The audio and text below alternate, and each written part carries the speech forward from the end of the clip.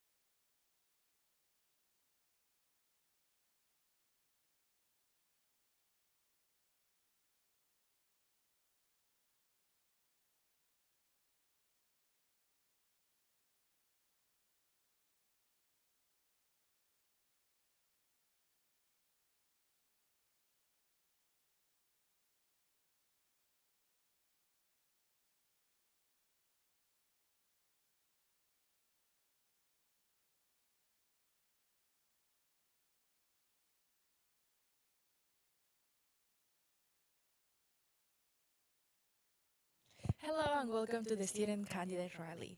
Today we are going to know more about the candidates and their agendas. So please watch.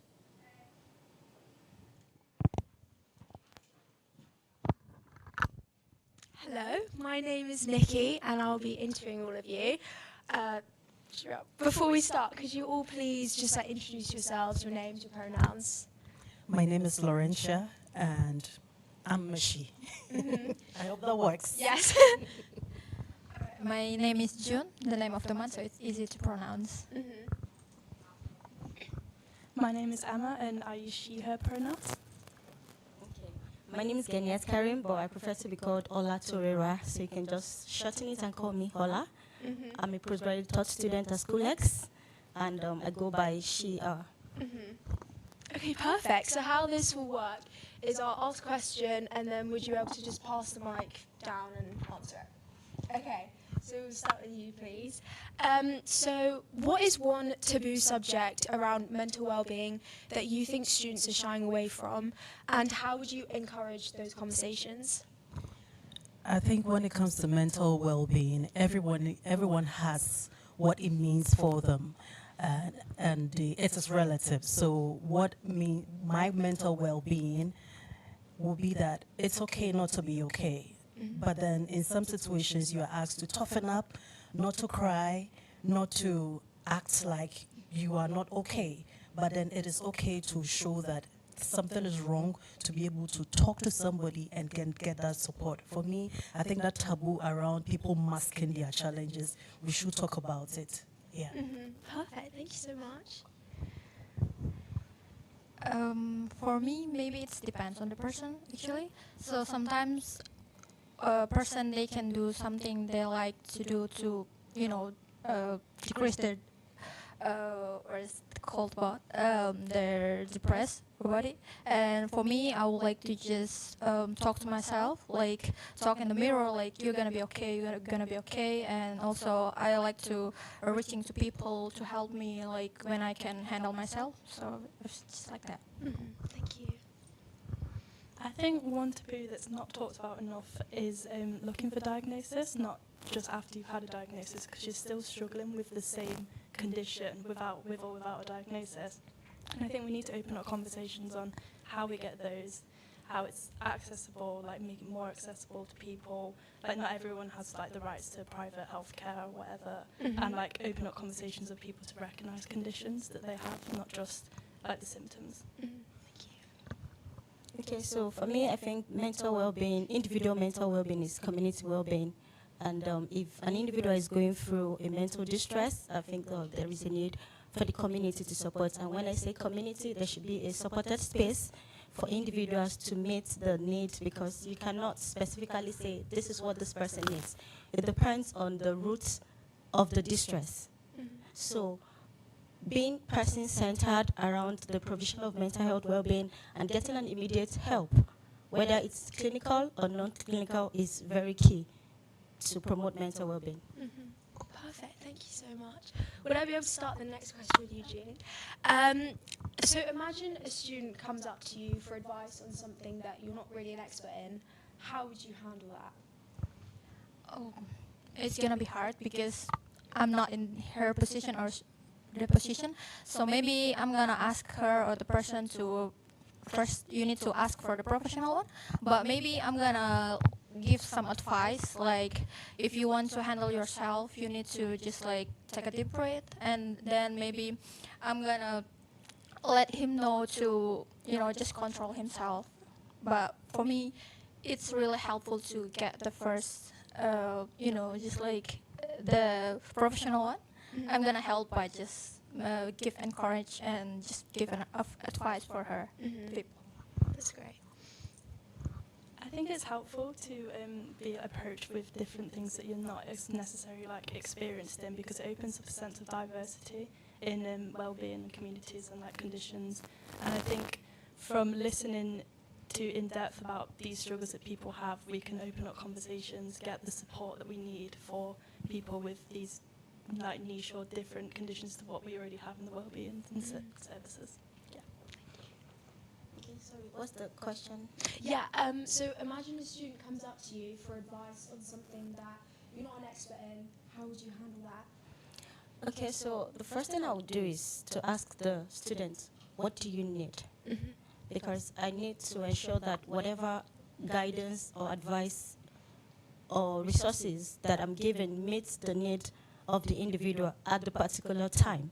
So once I ask what the student needs and I'm able to understand what he needs, I'll connect them to resources, whether resources within the school or local community resources, because I don't have an expertise in it, or I'll ask other officers that probably is grounded in that particular area. For instance, if a student comes around to talk about wanting to join a community within the school, and I don't have information about the community, so I would meet with the opportunity officer to get the necessary information that is needed and provide it to the student.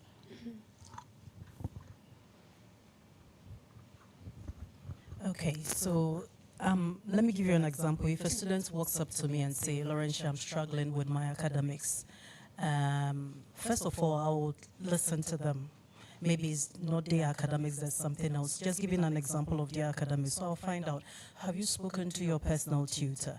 Or have you spoken with your course rep? What is the nature of your challenge? We need to identify the ways, the available means that I can help that student. If they've not explored this, I'll advise them to explore.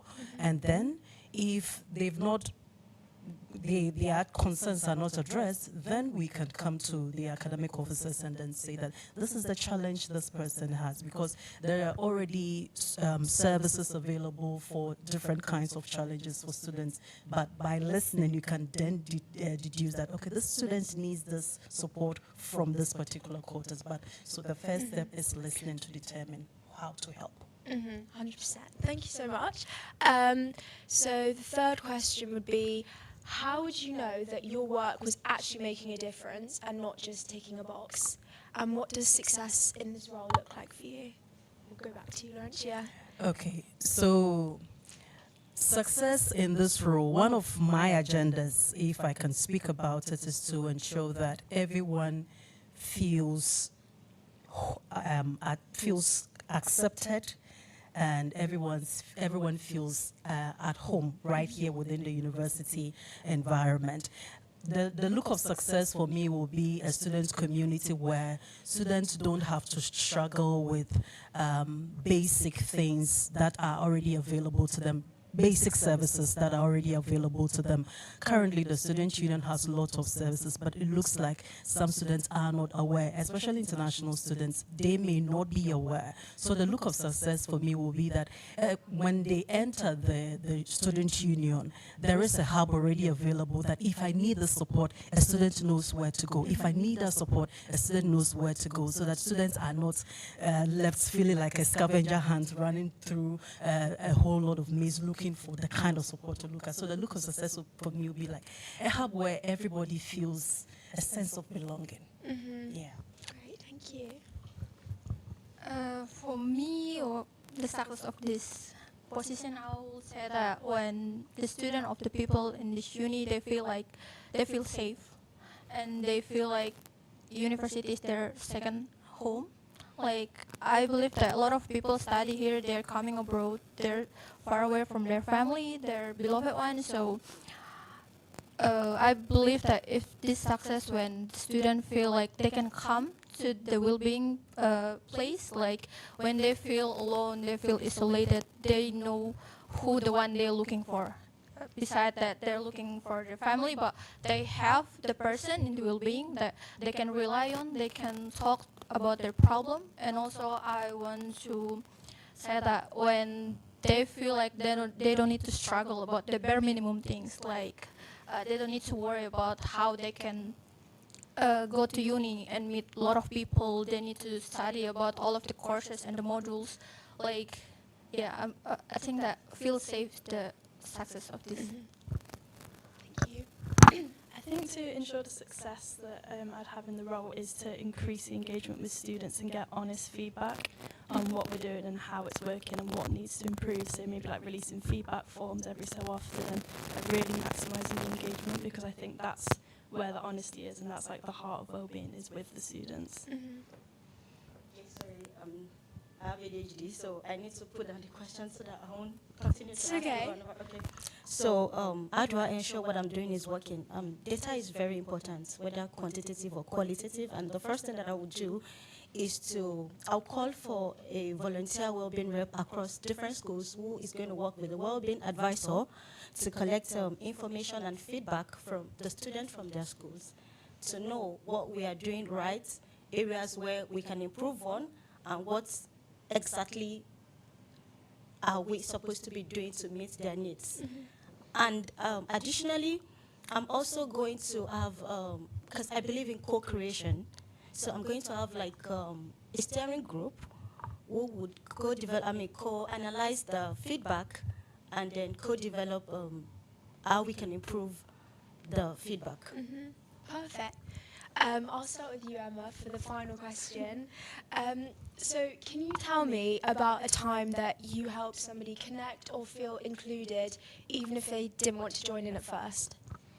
I'd say probably student media, Uh-huh. specifically like student media afternoons. So we have a lot of, so I'm a sub-editor for music, so we have a lot of people come and they don't really know what to do, guiding them through it, and that's kind of like what I'd like to do with wellbeing, just guide people through, like ensure that they know exactly what the wellbeing services offer, and yeah, I've seen it through student media, helping people like find the niche, what they really like to write about and engage to the maximum capacity.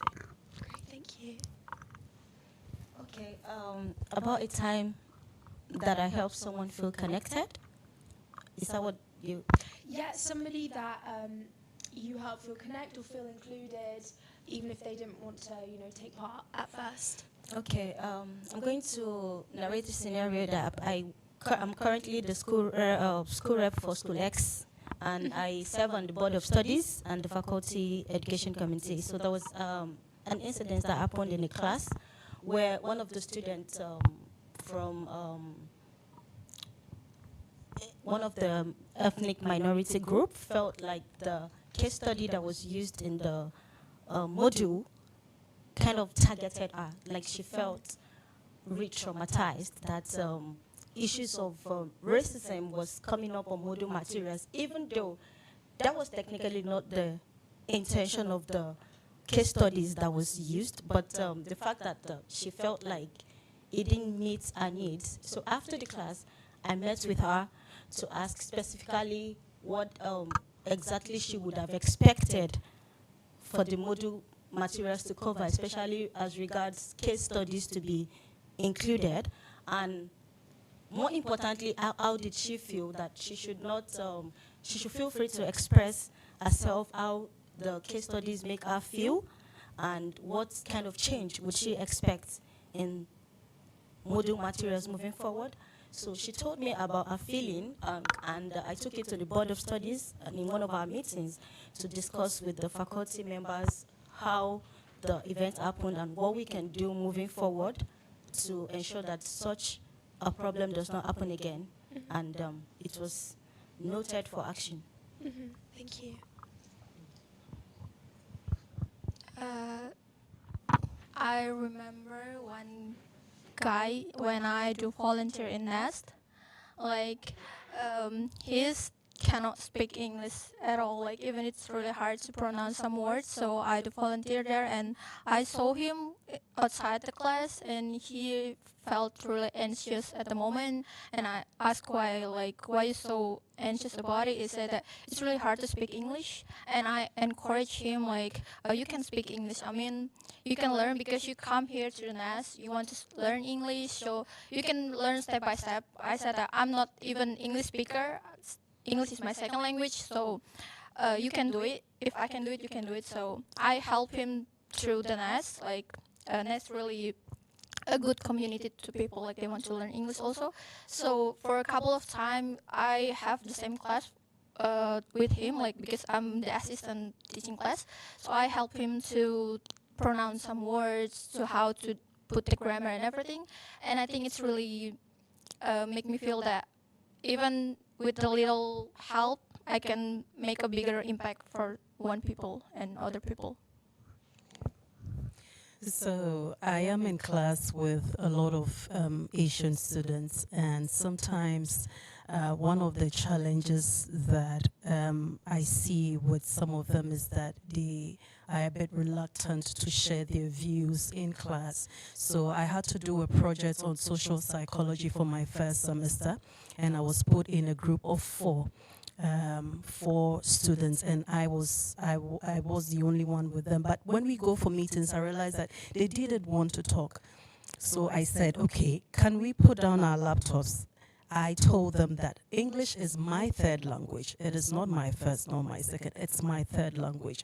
At some point, I started from somewhere too, and that it is okay to speak the language and not be perfect. No one expects you to be perfect. Just say what you want to say, and then we would understand you. Don't feel pressured to try and speak a language perfectly. And so through that interaction with them, listening to them, I actually got to know that some of them were actually English teachers back home. But then when they came here, they felt a bit intimidated. And so I just shared my story with them that I am learning English as a third language. So if I am able to say what I can say and be understood, I believe that you just have to say what you can. And I was so grateful that we got an A in that module because we're able to present. Each one of them presented, and I felt so proud as a module leader for that course, because our lecturers were surprised and amazed that, okay, so you can speak like this on this particular topic, and it was really a proud moment for me. So that's one good example I can give. Thank you so much, everyone, for your time. That's everything from me. Well, best of luck with everything. Thank you.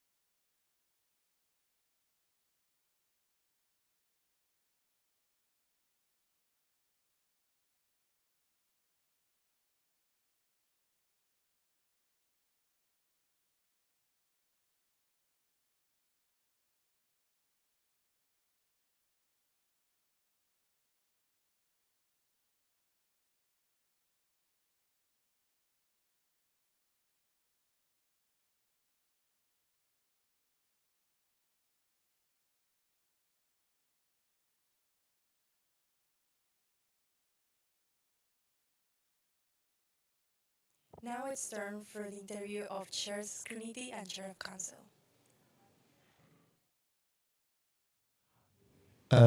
So yeah, firstly, I think obviously introductions are in order. So just say your names, a little bit about yourself, and what you're running for. Hi, my name is Ananda Thakur, and I'm a first year computer science student, and I'm running for the chair of council. And I'm really excited for this role, to be honest, because I've heard so much about all my previous chair of council and how excited they were for this as well, how they were able to get into this and were able to maintain a sort of decorum in the room, and that's what I'm really excited for. Hi, my name is Prajakta Vartak, and I'm a postgraduate student pursuing my Master of Architecture. And I arrived here last September, and since then I've been trying to push myself in trying out new things. I've been engaging with new people, finding out new perspectives of looking at life. And this whole journey has been so lovely so far. So I thought, why not take a step ahead? And then that's how I thought of giving it a try and running for the chair of scrutiny position. Yeah, so the first question I want to ask you has actually been made more interesting by the fact that you've revealed two very different student experiences. We've got a first year student and we've got a postgrad. So you both kind of touched upon this a little bit, but what inspired you to run for the position? Have you had any student-based experience like in society? You've mentioned talking to so many people. So has that played any part in making you go, you know what, I'm going to go for this position? Yes, so one thing about Newcastle University that I really like is the inclusivity and the welcomeness that I've always felt here. And that's something that also encouraged me to go for this role. And if I win, I'll try my best to, work for the students. Thank you. Well, as I just said, that I was talking to a lot of people, and then they told me about this amazing role, and then I just had to take this opportunity, And growing up, I've always looked at, amazing women who were empowered, doing great things for the world, and as coming to university, experiencing a totally different life, I felt like I had to do something for myself, and running for the chair of council, I felt like I was becoming something I've always been inspired of. Brilliant. Yes, actually, let's embrace that a bit. So, sort of, let's go a bit more in depth on, what have you done so far at university that you think has sort of made you develop more experience and made you more ready for this? I mean, you've both talked about, talking to other people and being inspired to go for these positions by other people, but what specifically have you done in that respect? I feel like I've experienced more in the past few months than I have, frankly, in the past few years. Coming to a totally different country, first of all, was a pretty intimidating step. So me taking that step, I was sure that if I'm coming here, I need to be focused and I need to be sure what I'm doing. Coming here, I was able to meet a lot of different people from different cultures. And thanks to the inclusivity of Newcastle University and how the societies work, I was able to be a part of a lot of societies. I'm a part of societies that are, quite interesting, such as salsa, and I'm also a part of FN Society, really excited about that. And while being a part of all these different societies, I was able to understand how the framework actually works, how group settings work, and how people who can come from different places still be able to come together and find an interest point and be able to talk with each other.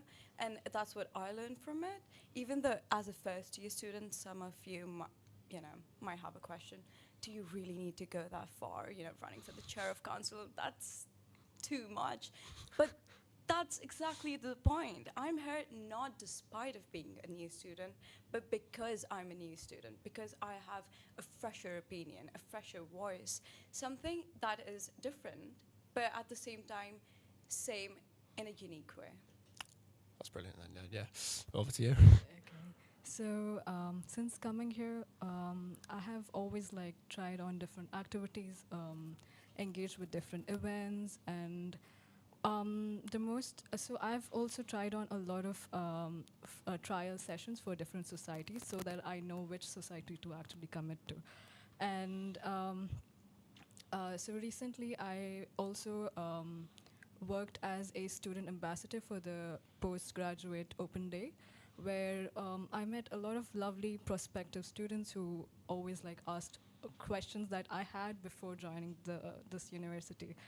And also now I'm a TAP ambassador, which is a Newcastle University platform that they run for prospective students, where I try and answer prospective students' questions on how student life is here, the fees, etc., whatever the living cost. And it is a very different experience because um, you understand how students feel so nervous when they're thinking of going to another completely different country, and yeah, just it's very exciting to see that.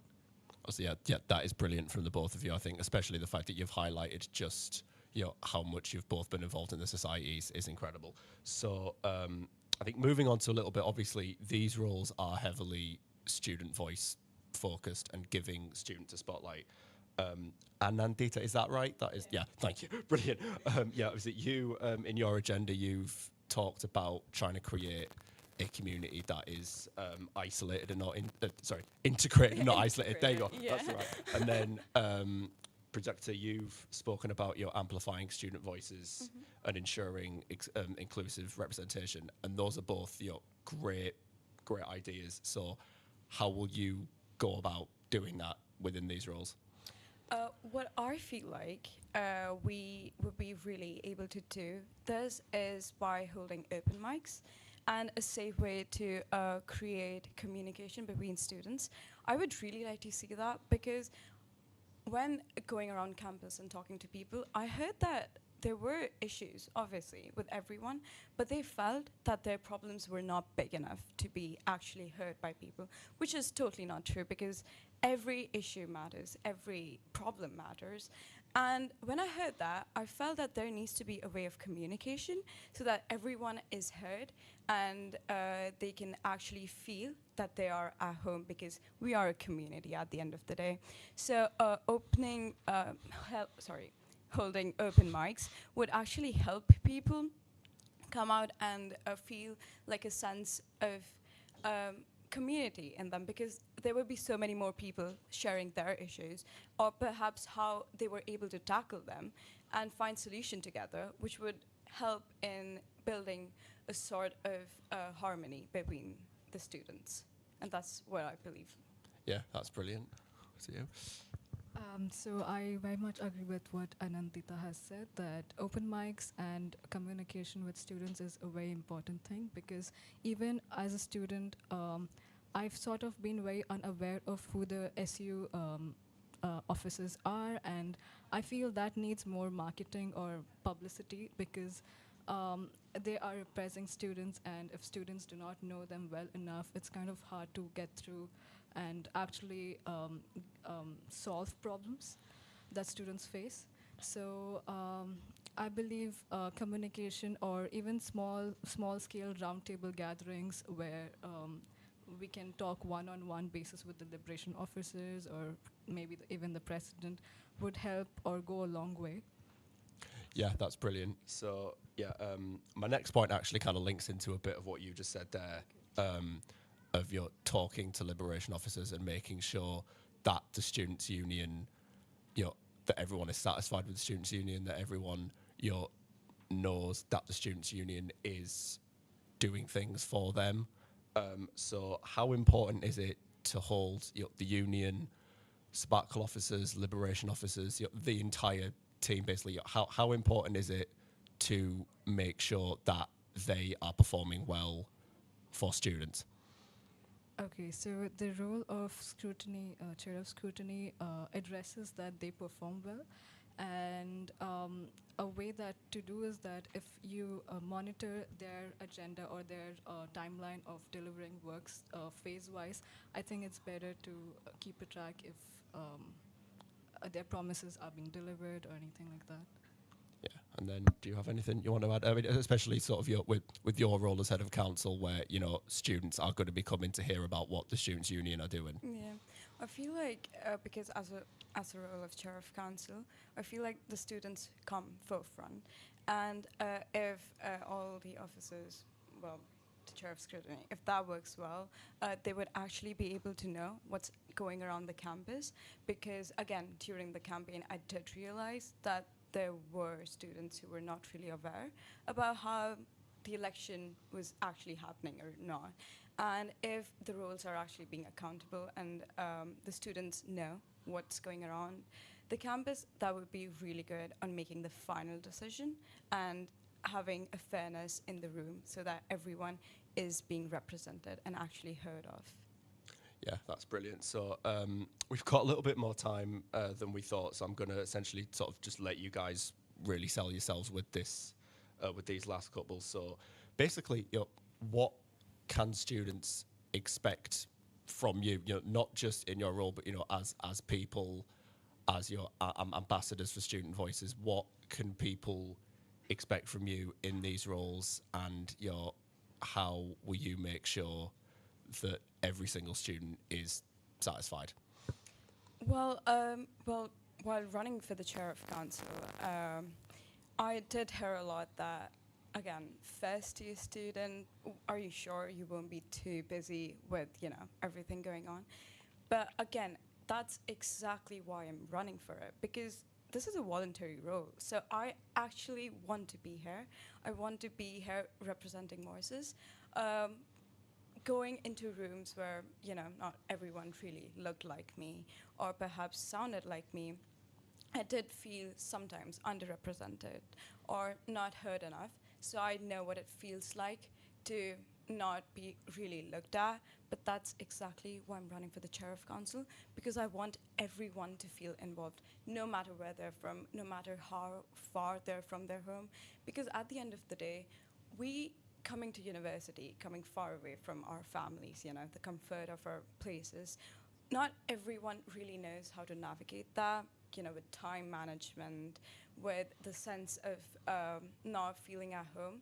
And as a person who's gone through that, and rather than feeling scared or putting a mask on me and not being my true self, I've decided to actually learn from it, be resilient, and not be afraid of speaking my truth. And as the chair of council, because I've gone through all of these experiences, I feel like I would be the perfect candidate to actually represent all these voices, be it new or unheard, no matter where they're coming from. And that's why I feel like I would be able to maintain a sense of fairness so that everyone is heard and no one gets left behind, because at the end of the day, that's the goal, to make an integrated society that's not isolated. Brilliant. Yeah. So, sorry. I'm running for the chair of scrutiny because I value accountability and fairness. And as students, we all want to be heard and seen. And we also want to have trust in the system and know that if something goes wrong, the student union can handle it properly and in a dignified manner. So I believe that this role is something that would strengthen trust and ensure that decisions affecting students are handled responsibly. And I want to give it my best for this role and push my limits as much as I can, because also I want to test myself as to how much of a better person that I can become. Is also a personal development for me, I see it as. So that's why your support would be immensely appreciated, and yeah, that's it. Yeah. So we've still got a little bit of time, so I think just kind of what I want to ask you to kind of just conclude this, and it's going to be a relatively simple question, but obviously neither of you have been at the uni for very long. You're a first year, you're a postgrad, and yet you've both obviously felt inspired enough to go for these positions. So just, in your time here, I mean, you've both sort of like briefly discussed it, but to kind of go into a bit more detail, just what has been your number one favorite part about the student experience and your favorite part about your time here? In Newcastle Yeah, University. yeah. You can talk about this for as long as you want. Just be passionate. So. Okay, yeah. So my favorite part of Newcastle University, I think I have a lot, but mainly it's I think the societies, because I've come across so many interesting societies like the ballroom society, dance society. I mean, there's so many interesting ones, and I did not know where my interests lie until I joined few of them, and I was like, yeah, this is so interesting. I love it. I should really pursue this, and also the people here, like everyone is so welcoming and warm that you can just go and strike a conversation with anybody on the street, and it just feels so natural and smooth, and it doesn't feel awkward at all whatsoever. Um, as since I'm doing architecture, my faculty is very supportive, and architecture can be sometimes really hectic, like it was in my bachelor's, and it is hectic right now too. But I really appreciate the support that I gain from the faculties, and we also have a personal tutor. Mental health is like a top priority here, which has helped me a lot, honestly. And yeah, I think I love every aspect of Newcastle University, and I've been enjoying my life, my time here since I've come. And yeah, that's it. What has actually inspired me? Well, the thing is, that's the thing about Newcastle University, inclusivity. Um, well, I feel like even though I've not been here for that long, I've experienced more in this university than I have in, well, again, quite a few years of my life. Coming to a new place, I was indeed a little intimidated, but as soon as I stepped my foot in the university, I felt really welcomed. Like I was, again, at home. I was able to meet so many new people. I was nervous at first talking to new people, but at the same time, I was able to find my community and being in, well, STEM. Obviously, it's a little tough to navigate all the coursework and assignments, but I was able to do that. And I feel like because Newcastle University is such a welcoming place, and again, obviously the Geordies love you here, so I felt extremely welcomed, and I had to give back to the community. And running for the chair of council, I felt like that was a way for me giving back to the community what I have taken from them. The societies absolutely loved me. There are more than 100 societies, everyone.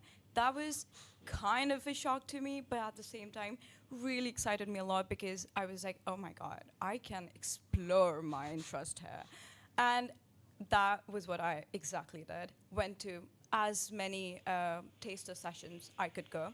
Absolutely amazing. Made so many friends, met so many new people, and felt that the initial sense of nervousness and was not really there anymore, because no matter where we're from, we're coming to a new place where everyone is trying to make friends, find a place they actually belong to. And I feel like going through so many experiences, I felt that we're the same at the end of the day. And that is what made me run for the chair of council. I was able to get so much love from everyone, and I just want to give it back. And well, here I am running for the chair of council. Yeah, that's brilliant. So yeah, I think that about wraps it up. So just, great to meet the pair of you. Great to see your passions for this role, and yeah, just wish you all the best of luck. Thank you.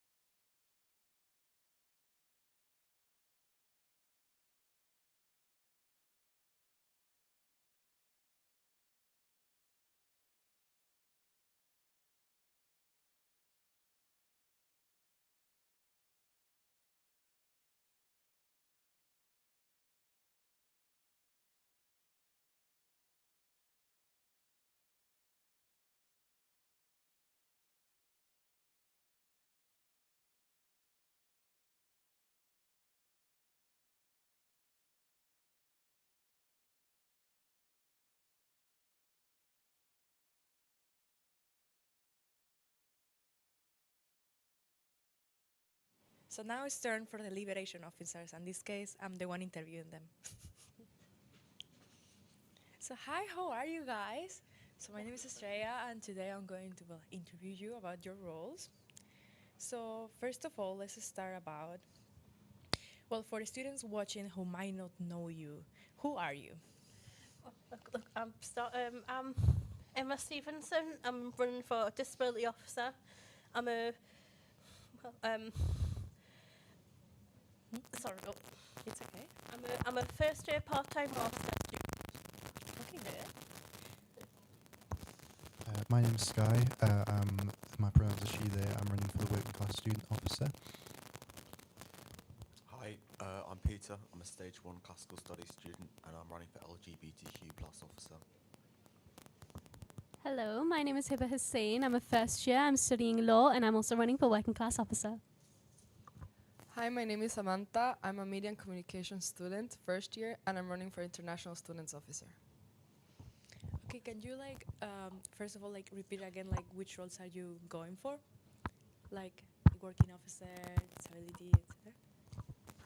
So I introduce myself.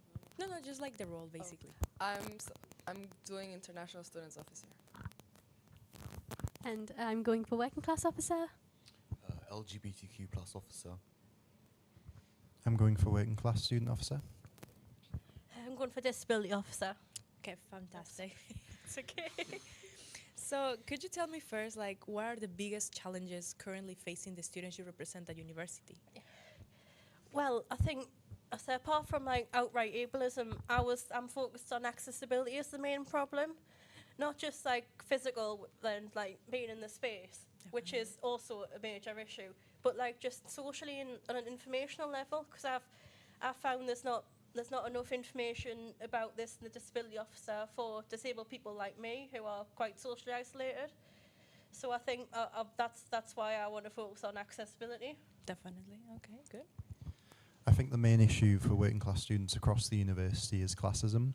We face a lot of issues in regards to how we're portrayed, in terms of how we're looked at, in terms of our accents, in terms of our financial background, what we're doing. We face a lot of stigma around our accents and how we act, or maybe if we have part-time jobs, the accessibility towards our jobs and our assessments isn't very good.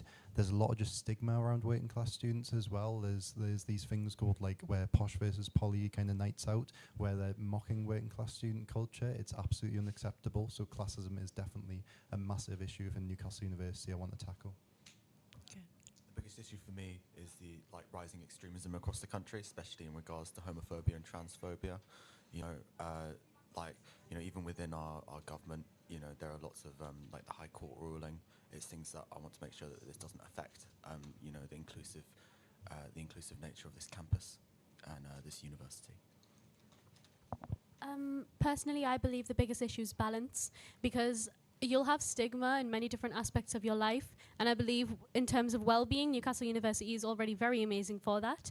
But people who have a job, their issue is that they don't have time. People who do have a job, I got that mixed around, sorry. People who don't have a job, they don't have the money, and people who do have a job, they don't have time. And as a working class student officer, I believe the main way I can help them is by looking at timetables, looking at lectures, and looking at the amounts of opportunities that we are given to balance our work and our lectures and academic aspects at the same time.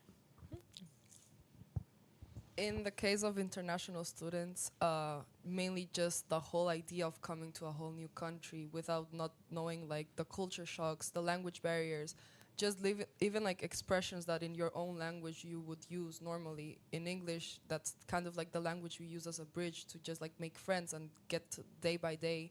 That itself is just a pure shock to your own identity, your own sense of self. So mainly that's what I would say it's the main issue, but also just sticking to what feels familiar within this super broad environment. The university has a lot of international students, which is such a great thing, but also the fact that there isn't a lot of spaces or opportunities to just explore that type of diversity that the university has, and in reality it enriches it. And sometimes it's just international and home students, when in reality it just would be everyone for everyone, not one or the other. So yeah. Definitely. And then in that case, what is your plan to address these issues? Personally, my plan is just to like use diversity as like a tool itself. I feel like the more we appreciate each other's differences, the more one could learn about each other. I would like work in joint with societies that are like cultural, for example, Arab societies, Vietnamese societies, Latino societies. Me, for example, I'm Latina. I don't feel that there's like a lot of like spaces where I feel that my culture is represented. The Latino society was disbanded just because like there wasn't a lot of people attending to the events and stuff like that. And even though it might seem just like a social space where people can like share or have fun, that does make the difference at the end of the day because it's like a home away from home. So yeah, just like spaces for everyone. Definitely. So like I already touched on it, I think, again, like I said, balance is the main issue. The way I'll tackle this is by being more of a bridge between students and staff. So I'm already representative for Newcastle University's Law School. I'm also representative for Humanities, Arts and Social Science subjects. So I'm always on point when it comes to telling teachers and lecturers what the issues are, what we need sorting out. I also attend University Education Committee meetings, so these are all just meetings where I'm there consistently letting the university know that we have issues that we need sorting out. But in terms of baseline, so one of the biggest things I wanted to focus on was lectures. So in terms of having lectures maybe a tad bit earlier in the morning, because most students statistically have a job in this uni and they need to work that job so they can also use that money, because they are a working class student, to balance between their societies, their monthly groceries and just many different aspects. So yeah, there's a lot of things to tackle, but hopefully I'll be consistent with them. I think my plan to address these issues, in my case, is that there's already a lot of resources that the NUSU provides, but it's not promoted at all. Like, you know, when I was doing research for my campaign, you know, there's all these different funds and plans and helplines for LGBTQ plus community members. Like there's a transition fund where you can apply for money to help with your transition process for items, and I feel like none of this is properly promoted, or yeah, exactly. It's not properly. Yeah, it's properly like, it's not like no one knows about it, and it's not properly advertised, and we're sinking all this money into it. So I think it's just creating a really good, like making it really accessible to the LGBTQ community to make people feel, you know, welcome and supported. Yeah. Thank you. So in terms of tackling my main issue of classism at the university, there are very practical things we can do. Number one, the university offers Canvas induction modules for kind of different aspects of university life that need to be tackled. So areas like consent and sexism, which are very important issues that we need to tackle. What we could add along that is working class stigma and class attitudes. We need to add that into the Canvas induction modules, and I would propose even making those modules mandatory in person, because having them online means you can skip them and you don't have to face them in person. I think it's something maybe we should look at moving in person, and we should add Canvas induction modules for working class stigma. As well, I think we need to just speak out as much as possible. We know that if we speak out to the university higher-ups, they will eventually listen. There's so much student campaign that's gone in the past that's made student higher-ups listen, or at least made their campaign known. We look at things like apartheid off campus, where they protested for days and days against Newcastle's involvement in what was going on in Palestine. That was a really important campaign that got so much notice. We need to make sure we're making campaigns that go above and beyond to make sure working class students are noticed. As well, I think there's a lot of areas we can tackle classism in terms of transport. I think the university could do more to help working class students with transport issues. I think, in my personal opinion, there should be a transport bursary fund for working class students, so they're able to have more money to get to university and get to the lessons, because we know if you're not able to get to university, you're not able to attend lessons and your education won't progress. So I think the main thing is Canvas induction modules, speaking up and helping with transport costs. I've got a list. So I was interested in like practical ways of basically better communication, and I think that mostly rests on better advertising, contact information, and better visibility for important campaigns. Because I know that good work's happened, but we just don't hear about it outside of election season.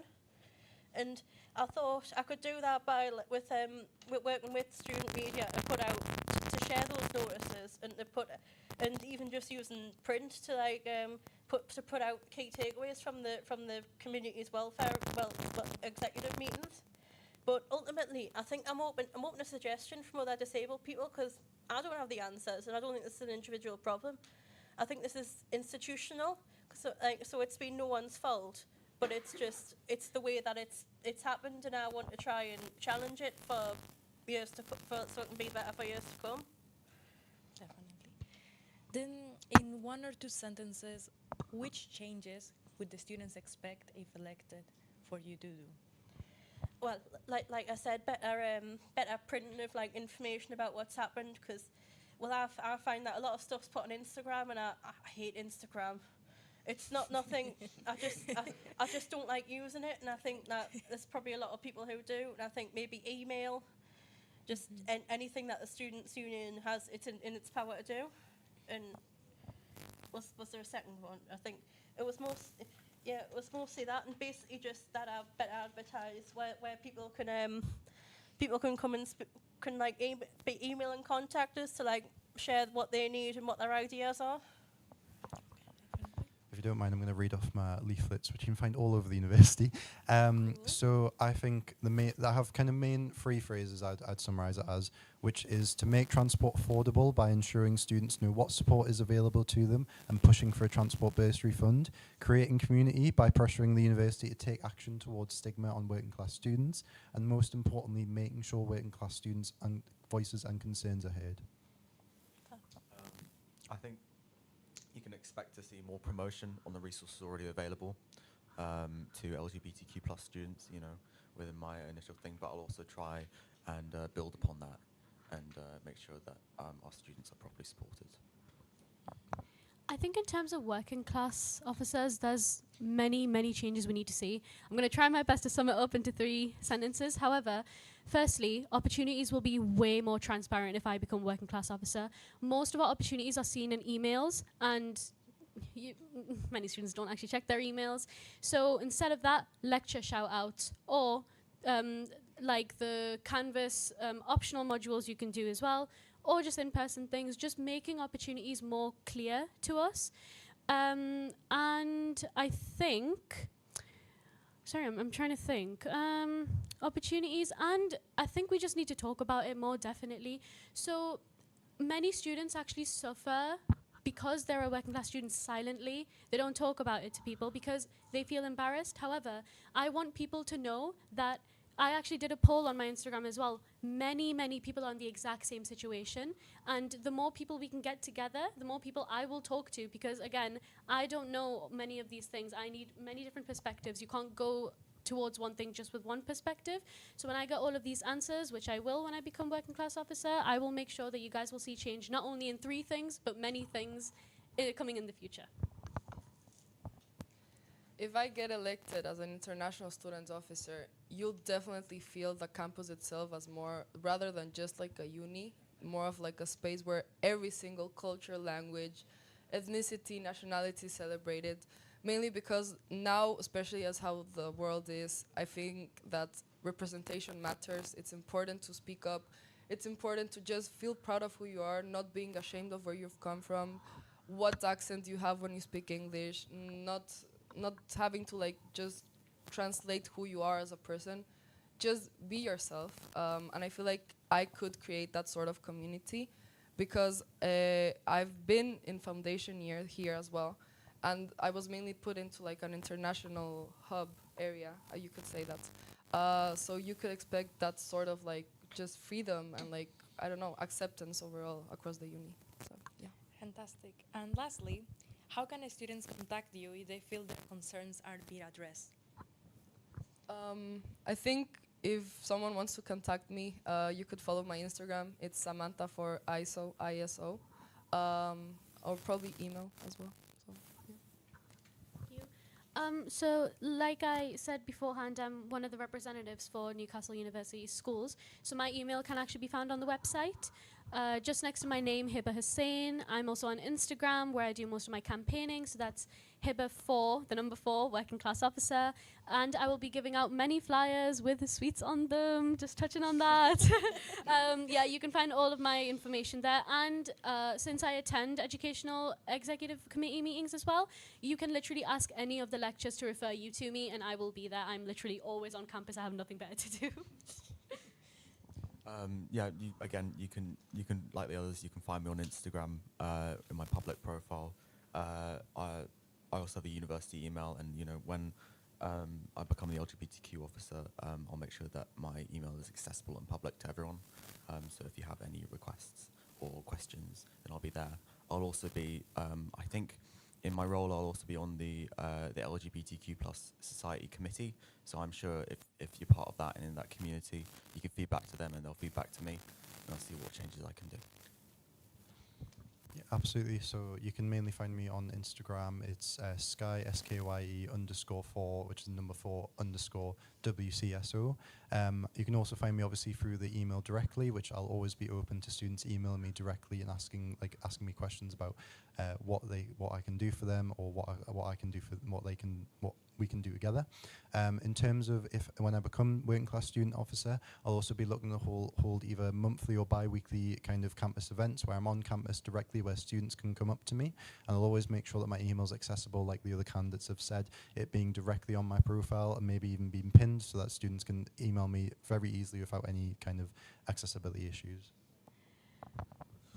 Yeah, so me email would be best. I'm always checking that, but I have set up an Instagram, so it's on my flyer, so I have to double check. So it is available if anyone can't reach us through there.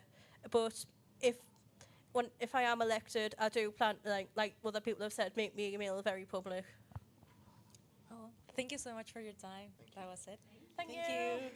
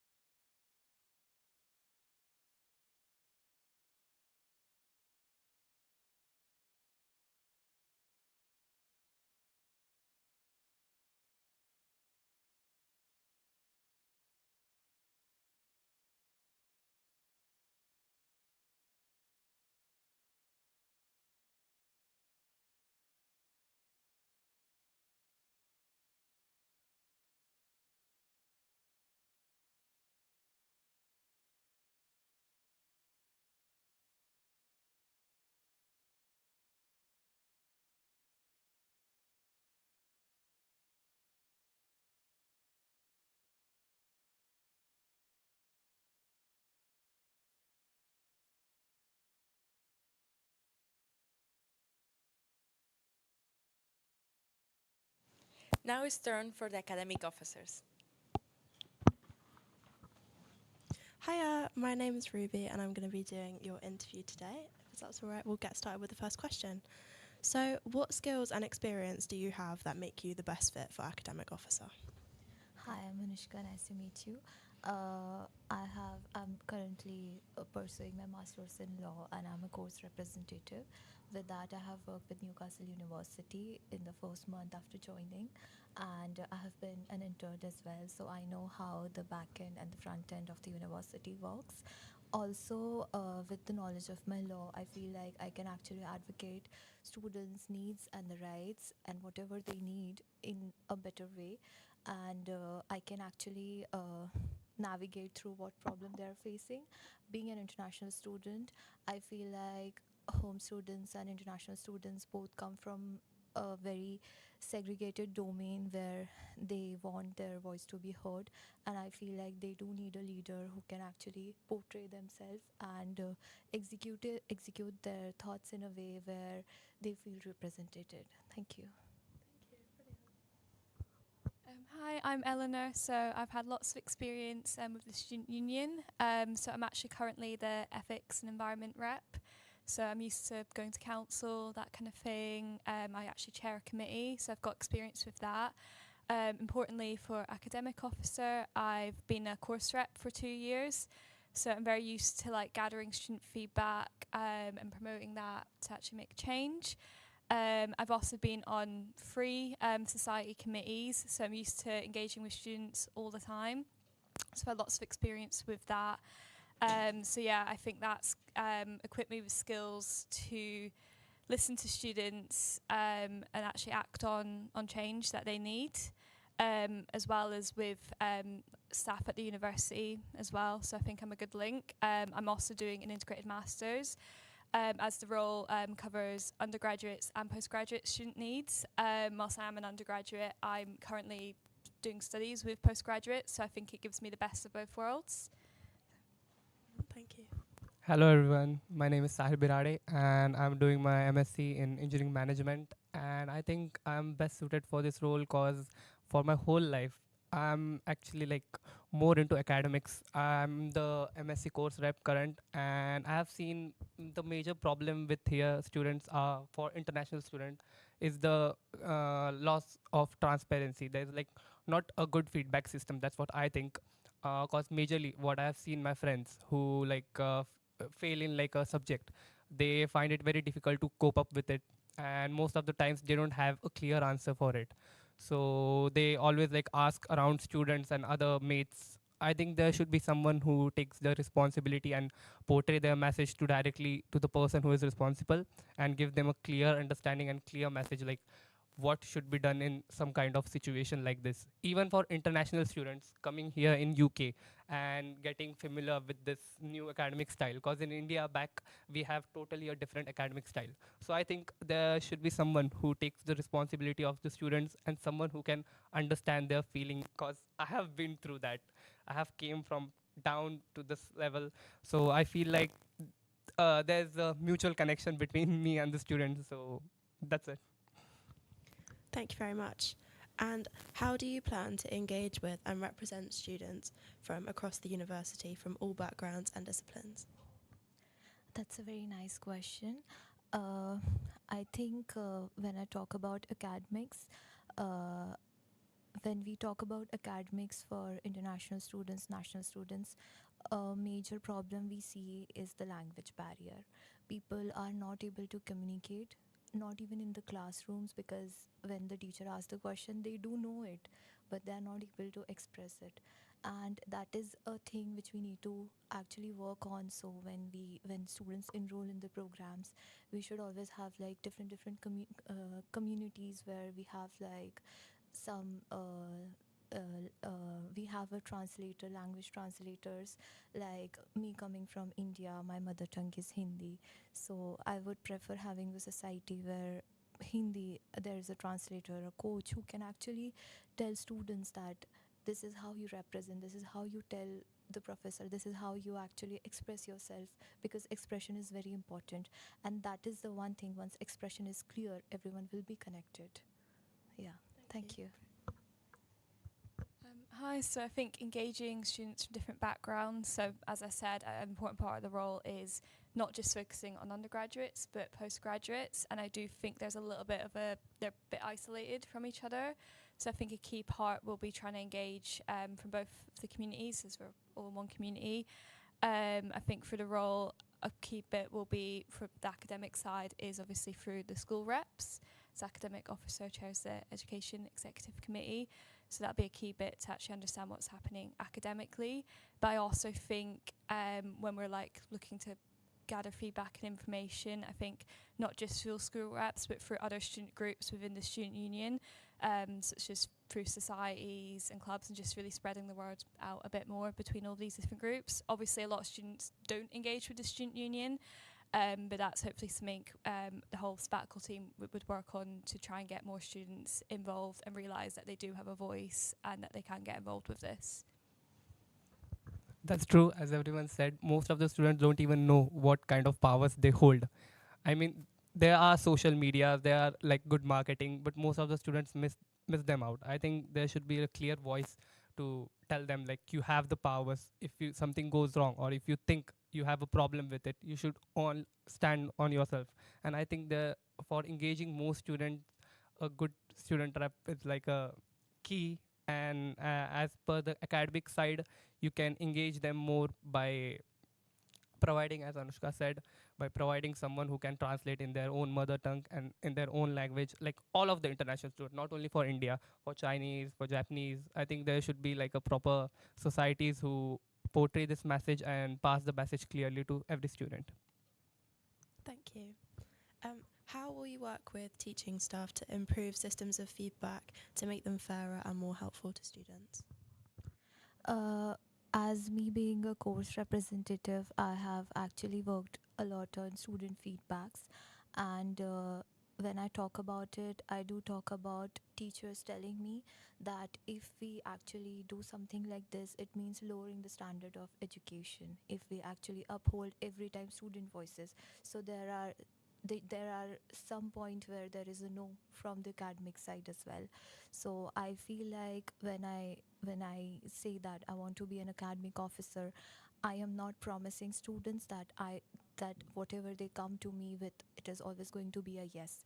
There can be no as well, but that doesn't stop me from actually pursuing or making small changes, small amendments, and actually making the policies in a way which doesn't actually go against the students, which doesn't violate the students' rights and their voices, and not even the teaching side.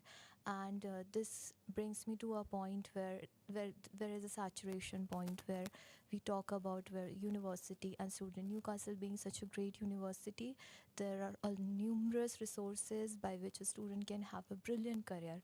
But I feel like the main reason why this is not happening is because students, they really don't know how to access it.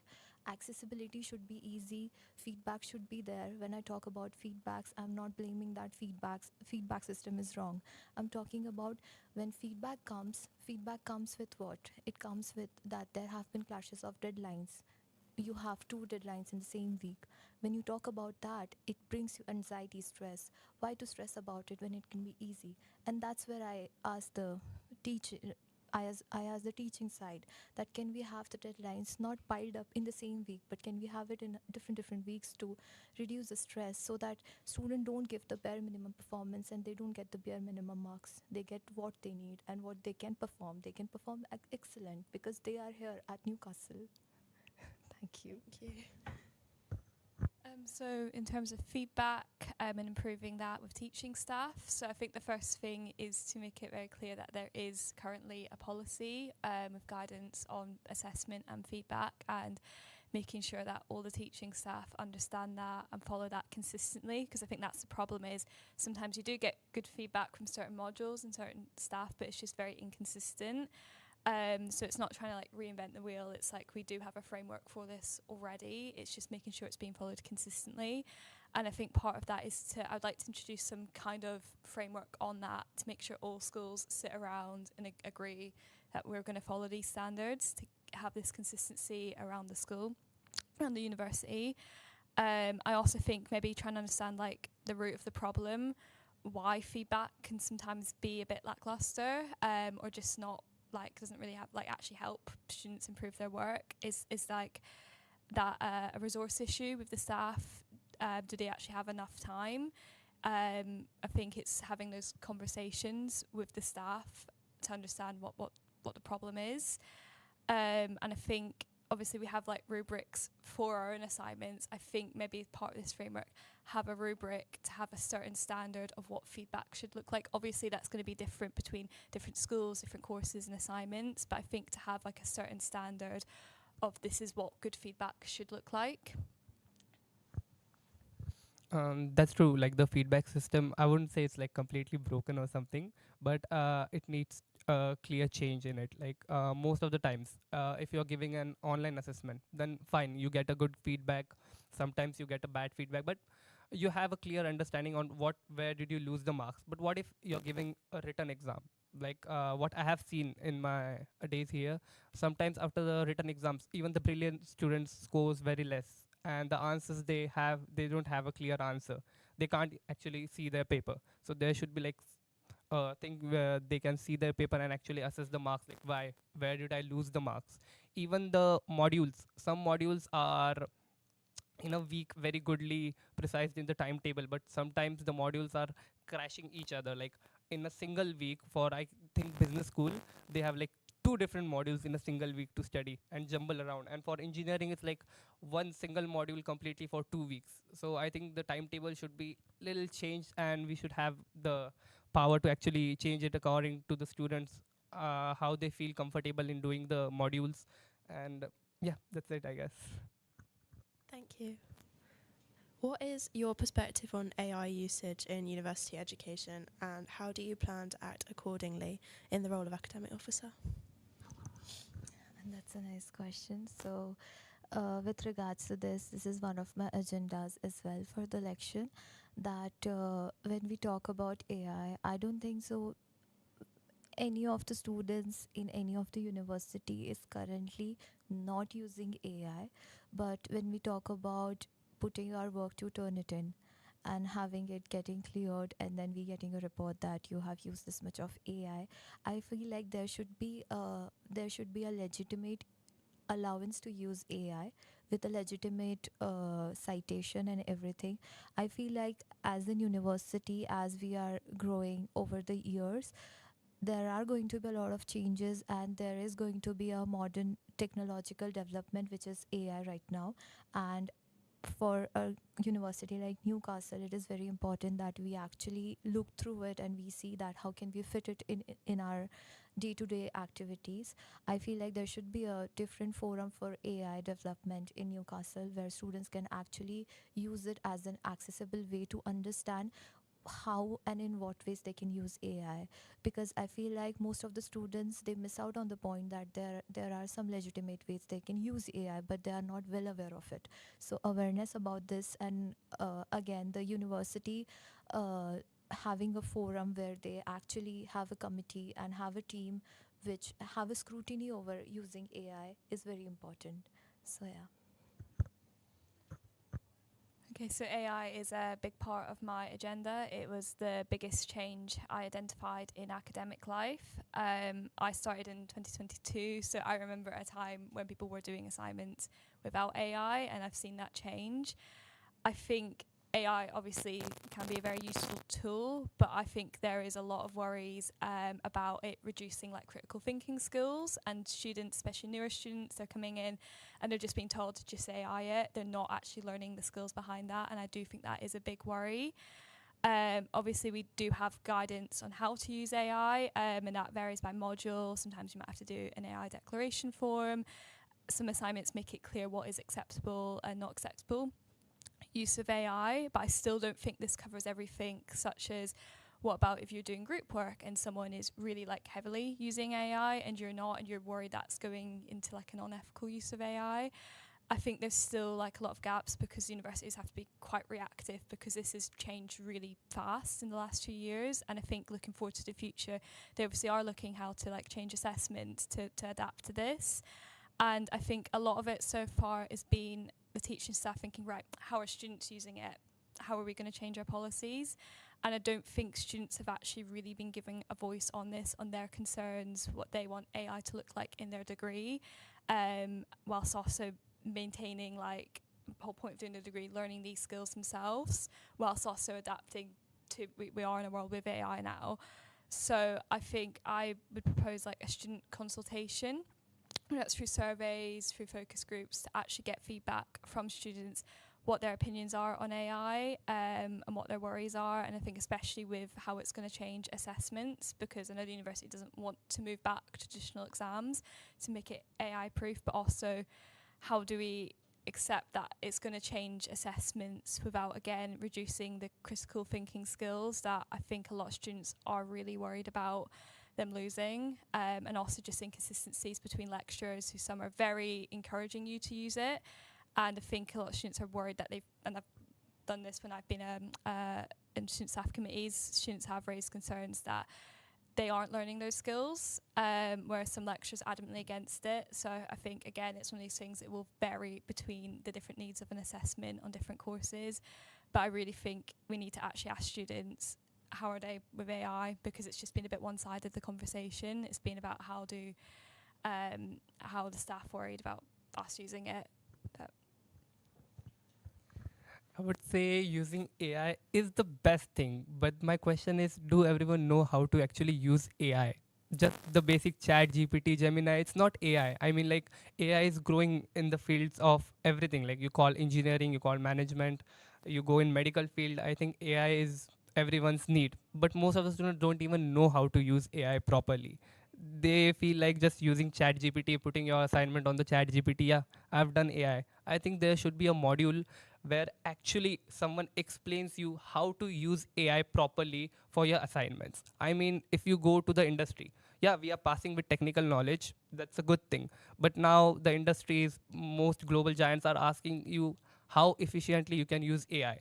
Are you that good in AI? I feel like if there's like a proper module on AI for every, not for a particular field. If I go in my engineering field, all things are basically run on AI. You go to GIS Pro, you go GeoBIM, just name it. I don't want to go into the technical one, but yeah, most of the things are related to AI. So I don't think so using AI is a bad term. It's just like you don't have to completely rely on AI. You just need a proper guidance. Like, yeah, this can be done by AI. You don't have to waste your time. You can do it by AI. That's a good thing, but you should know the technical knowledge as well. So I would say there should be a proper module where they explain students what is actually AI and how to use it. It just makes the life of a student easy. You can save time, and that's it. I mean, like. Thank you. And my final question.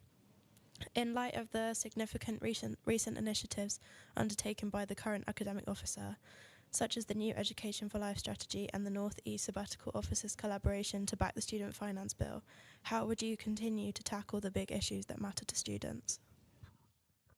Can you please repeat the question?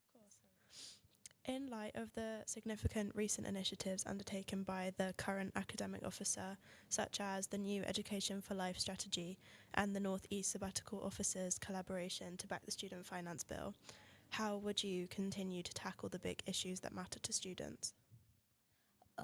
For me, I think issues like what the previous academic officers have been dealing with, I feel like there was less representation for international students. Likely said, I feel like Newcastle also like represents more equal number of students as like the home country, UK. So me coming from an international background, I think there should be more policies related to international students and more of housing, renting, well-being. Actually, for me, being an academic officer doesn't just mean academics. I also want to work closely with the well-being officer, because I feel like when a student's academic is affected, it is mostly affected by the physical and mental well-being of a student. When both of them are actually good to go, then only a student can actually perform well in their academics. And I think when it comes down to that line, there is a saturation point where everything makes sense, that if you are well with your academics, if you're well with your physics, you're well with your mental health, then only you can actually perform well. So I feel like previous year, I feel like the policies were more focused on the home country students and there was less representation for international students. And I also want to add one point which my opponent has said, that there is already a course on generative AI, and I feel like if we actually want to have AI in, actually if I want AI this year, I actually want the current MSc students of generative AI to work with me to make AI policy and to work in the AI forum, so that they also get hand-on experience and it is easier to apply those policies, because we will know the real life problems of the students. Thank you. So yeah, in terms of giving a voice to what students actually want to see us representing on the important issues, I think this will depend actually on what the issue is, and I think it's really important to continue all the amazing work Gina has done this year. I think, something I said earlier, I think a lot of it will be working as a team with the rest of the sabbatical officers, because I think we all coming from different backgrounds and different experiences, and I think if we're representing students, we need the whole team to do that. And I think in terms of national issues such as finance, again, I think that will be more collaborative between sabbatical officers at different student unions. If it's a national issue, it needs to be addressed nationally across different student unions. So that's how I'd approach that. I would say they have done a really, really great job, but there are like only some kind of improvement needed. The most important thing I think is like clear transparency between the students and the team. I guess if the student have any problem, they should be feel free to contact any of the officer. As she said, like we are all team, so it shouldn't be like just for the academic purpose you should go to this person. I think working in a team, it's far better. Even if a student face any kind of problem, he can feel free to contact any of the staff and get the proper solution. Amazing. Thank you so much.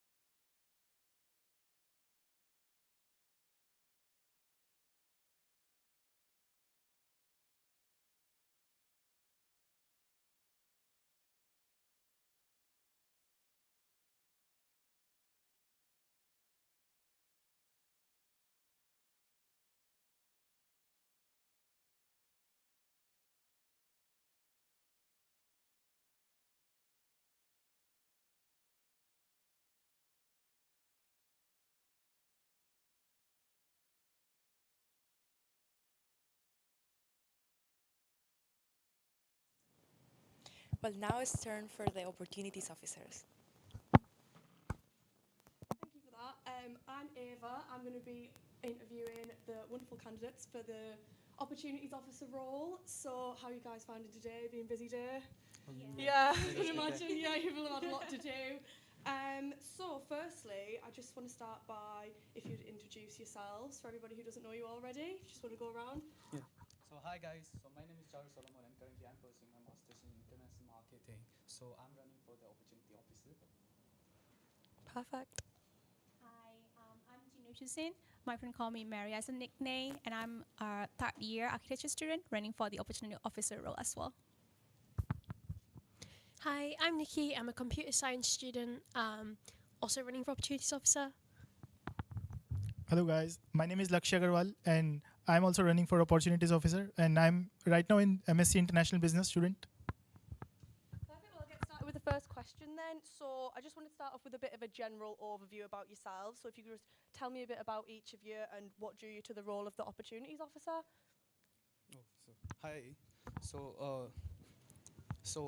I've been here for like 5 months. So at the very first initial months, or like 3 months, I had no clue about no clue about the opportunity we have on the campus, and I was super unaware of it. So I was just going out through in the city to look for some other opportunities. But when I got to know about the opportunities and the campus, I felt like many of the students, just because we live very apart from the main campus. My building is over there, which is like 15 minutes far. Even when the NUSU people come over there and to tell everyone. Many of the students don't really pay attention to it. So I feel like I can be the mediator for them, and I feel like I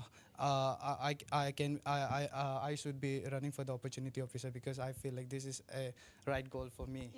Yeah, definitely. So you're basing that on your own personal experience, like that you found it hard to navigate the different opportunities on campus. And how do you feel about doing different things that are going to engage the students more? Because you said that people weren't paying attention. How do you think that you could get people to pay attention?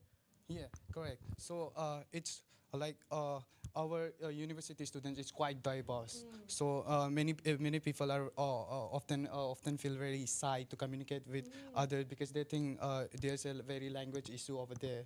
So even I was quite nervous because when I came here, the language was a very big issue for me because I wasn't very fluent with my English. But when I met other people, I came to know like people are really welcoming. So I feel like I should spread the awareness. I should indulge in the society, meet with some other class reps, so I can spread the awareness among the students and let them know like what they are missing out, so they can indulge more into the activities with our university. Yeah, perfect. Thank you so much for that. If you want to pass the mic on. So yeah, just tell me a bit about yourself again. Sorry. So I'm an undergraduate student, final year. So I have been here on Newcastle campus for 3 years, and I have been engaged in so many student-led activity and also part of many society, clubs and society as well. So I have seen both the energies and also the challenges behind the scenes, especially with the student society. I'm not running a society like as a committee member by myself, but I have so many friends running different committee, and so I know how much effort that they had to put on to create and host those kinds of events. And I also heard from them how long does it take to get event approvals and stuff like that, to get approved from the NUSU. So that's kind of motivate me to face the gap to kind of like being a mediator between the NUSU and the student society, so that they could create their and host their very engaging events better and effectively, less like administrative stuff. So basically just supporting the society, and I think I will be also indirectly supporting the rest of the student body as well. So yeah, that's my main motivation. Yeah, brilliant. Thank you. So you said obviously you've been here for 3 years now. What's some advice you would give to your first year self that's wanting to get involved in opportunities? Yeah, so like on my first year, basically we have like a first induction week. So it's like the first point where like you will get so many information where to go about your course, and also what kinds of opportunity, what kinds of event, clubs, and society you could involve as well. So try to get involved on the first induction week event as much as possible you can. That's where the first one where you will get all the information you need, and also like if you want to get involved in some type of society or club, you will get the information how to do that. So it's like the first point is my main thing. And then I'm also running with this solo grant called Less Threat, More Opportunity. So I know that there's a lot of opportunity and events happening on campus like kind of every day. So you will get lots of information, lots of outlets, email, got bombarded in your first week. You just got here, you're trying to figure it out. So just don't get overwhelmed.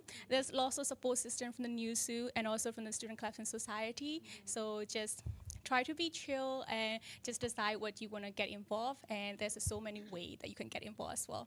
So try to be chill is a very good yeah. thing to say, Just don't get overwhelmed. The opportunity are there, and you will get there. Yeah. Brilliant. Thanks so much for that. Yeah. Brilliant. Yeah. So just tell me a bit about yourself. What drew you to the role? Yeah. Hi, I'm Nikki, obviously. So what drew me to the role? I care a lot about societies. So I'm on 3 committees right now. I've been on several more as well. Like right now I am a president, I'm a social secretary, and I'm a treasurer. So I spend a lot of time working on societies and organising events and stuff. And it really means a lot to me that students have a nice safe space where they can relax, make friends. I think it's just a really great opportunity all around. So I really care about continuing to make sure that that is a space that students have. And I think obviously volunteering is really valuable as well. And I think more students should be encouraged to get into it and supported through that process. Yeah, definitely. So obviously you've said that you've got a lot of experience, you're president of societies and such. So what's one thing that you think is most valuable that you've learned from that you would ideally bring to the role? So I feel like communication is quite key. So like as a committee member myself, I've found that at times we've sometimes struggled organising events, and I think supporting like committee members for all different societies more would be really important, and making communication with NUSU easier. So emailing and organising events and stuff. But as like society members as well, and people looking to join societies, just like a little bit more promotion of like events and things, make them easier to find, and same for volunteering really. I feel like the NUSU website and social medias might be a bit underutilised, and perhaps like we could have a couple more like in-person events, really promoting what's going on and getting more students into it. Yeah, thank you so much for that. Moving on. Brilliant.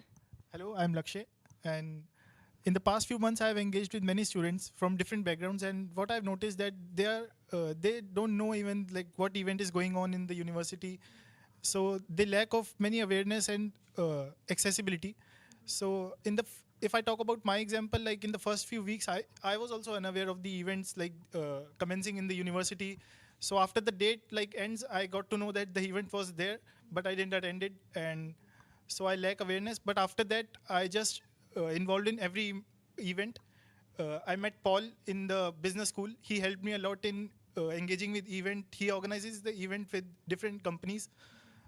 So he helped me a lot in that. So I got to know that the events are there, that there is just a lack of awareness in amongst the students. So after that, I was helping my friends from different modules and different courses. They found that there is many events going on in the business school and in even in different Kingsgate Union. So that helped students a lot. So why do you think that there is a lack of awareness? Do you think it's due to lack of social media outreach, or what is the key issue why there's lack of awareness? Yeah, I think the lack of awareness is because the students don't know about the event. They actually they have to engage them on themselves. There is no compulsion in events, so they should be making a compulsion. For example, if there should be compulsion in every monthly, they should be engaged at least 2 events, or any in they should be engaging in with that. For example, I personally found very impressive for attending these events, which helped me getting my part-time job. After that, earlier I was not getting any part-time job, but after that I met different people and different people from different companies. Like Barclays company arrived in our business school. They helped me a lot on LinkedIn. They like helped me to cold emailing, so that helped me a lot. Oh, brilliant. So I think I'm going to move on to my next question now for you all. I don't know if you want to start with yourself again, or if you want to pass it back round, or it's up to you. Yeah, brilliant responses there, guys. So my next question is, obviously you're all students yourselves, and as students, what is a quality that you look for in an opportunities officer? And I think that, like Nikki, you mentioned about wanting to make students feel safe and welcome. So how can you guys embody these traits so that students can look at you and think, oh, this is somebody who I'd want to go to get involved in more things on campus? So the quality, I think, is obviously the communication, the how I'm gonna communicate my ideas to the students over there. So in order to tackle that problem, which I feel like often NUSU fails to deliver the message to all the students over here, because we have like thousands of students in the Newcastle University, and it's all scattered over there. So what I'm thinking is we should divide the students, and there should be a certain person who's gonna be representing those group, ethnicity or nationality, whatever it is. So the particular person gonna be like our mediator, so we can communicate our message to them, and they can their audience gonna pay attention to them, and we can deliver our message more crystal clear to them, so that they can understand what they are missing out, and what are the benefits of getting involved in such activities within the campus. So I think that's gonna be a key leadership role a opportunity officer should have. Yeah, definitely. Thank you for that. Thank you. Yeah, that's very well said. And for me, I think as an opportunity officer, aside from having out the creating so many volunteering events as well, and I think I would be mainly working with the student clubs and society. So I think the main thing should be being a mediator between the NUSU and then the rest of the student body through the student society. So I think by being a good mediator, and I also have an experience of working at this NUSU in my first year as the NUSU promoter. So I know partially how NUSU work, and also as being a student mindset for here like 3 years, I know how the events are going on. So I kind of know like both work. So I think I could be the best mediator between the NUSU and also listening to what the student really want and how I could help the student committee better with the administrative process with the NUSU so that they could deliver the event better and effectively. So yeah, that would be for me. Thank you. No, I think you're so right about listening to what the students want and really taking that on board. So thank you for that. Yeah. Yeah, I totally agree on, listening to what students want. I mean, I think if I was voting for an opportunity officer, I definitely want someone who's really strong on like communicating with students. I mean, at the end of the day, we're here to support students and, what opportunities they want to partake in. So really focusing on the needs of the current students and making their experience better, I think is like a really key focus. And having that outreach and that involvement, especially like getting involved in events and helping, taking part in events to promote more societies and volunteering opportunities, I think would be really key. And, just helping to include more students as well. Yeah, brilliant. Thank you for that. So I think in the lectures or seminars, the students should be taught about the events involving the events, so that they participate in the lectures and seminars are mostly about the teaching or the assessment or exam they're having. So it should be somewhere they should be having any seminars so that they get involved in events or any volunteership. For example, this for opportunities officer I applied, many students were unaware for this opportunity and they were shocked that, oh, how you applied and how you get this candidate. Yeah. So I told that just as I am a student representative of our module, so I got the mail and I applied from that. But they also found that they also get the email, so they were unaware of that. And that should be actually engaging more in the lectures or seminars. Yeah, definitely. I think a lot of the time there's a big divide, isn't there, between like studying and then like extracurricular. Yeah. But I think if you can kind of converge the two, then that would be a really productive thing. Yeah. So moving on to my next question. So you've talked about a lot of different qualities that each of you possess. There's a lot of diversity across the four year. So out of these, which is the individual quality that sets you apart from each other? For me, I have not. This is gonna be my first time participating anything with the NUSU. But for my prior experience, during my high school and during my bachelor's time, I did many kind of events, and I was also a part of NGO, and I did so many campaigns, and I did communicate with so many people. So I'm very confident about it. And after that, I have some social media skills, which I know I know how to portray things so that it can be more attractive to the people, and they're gonna feel like, yeah, I should give a focus.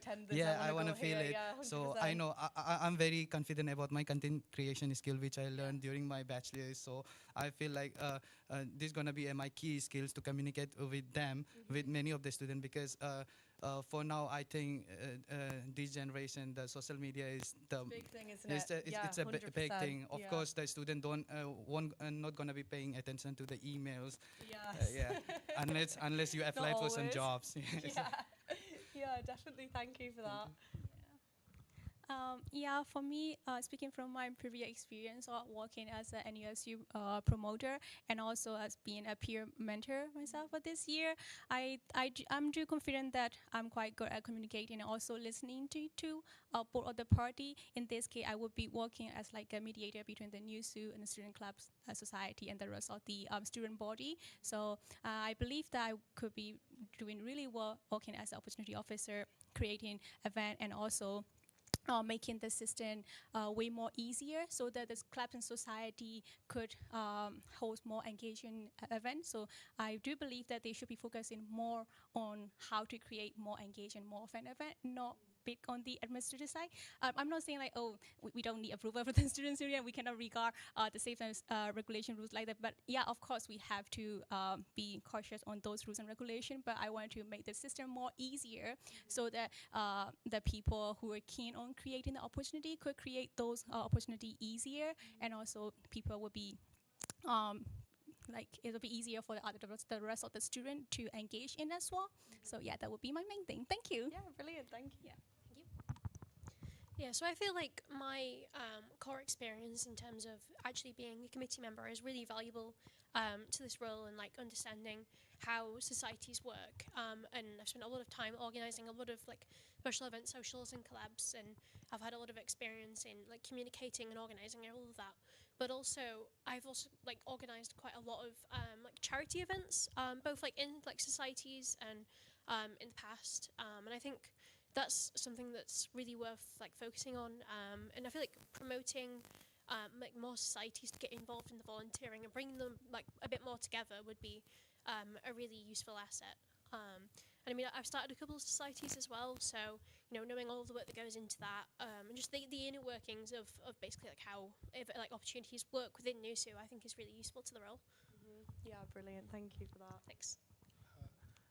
So I think that I will like talk personally to the students, as I have already mentioned that I'm helping my friends and all to get engaged with the events. So personal talking will be very great, and also as in seminars also I can engage something like giving the details of the events of volunteership and the time and date, so that the people can students can join them. And moreover, I can also arrange some like, as he mentioned, that social media is a great platform to engage them. So that is also a brilliant idea. Yeah, brilliant. So I'll just move on to my next question then. I think you've already kind of touched on this, to be honest. Unfortunately, we don't have time. Oh, I'm so sorry, guys, but thank you so much for sitting down to talk with me. You've all got some excellent agendas, and we'll see what happens in the elections. Thank you so much. Thank you.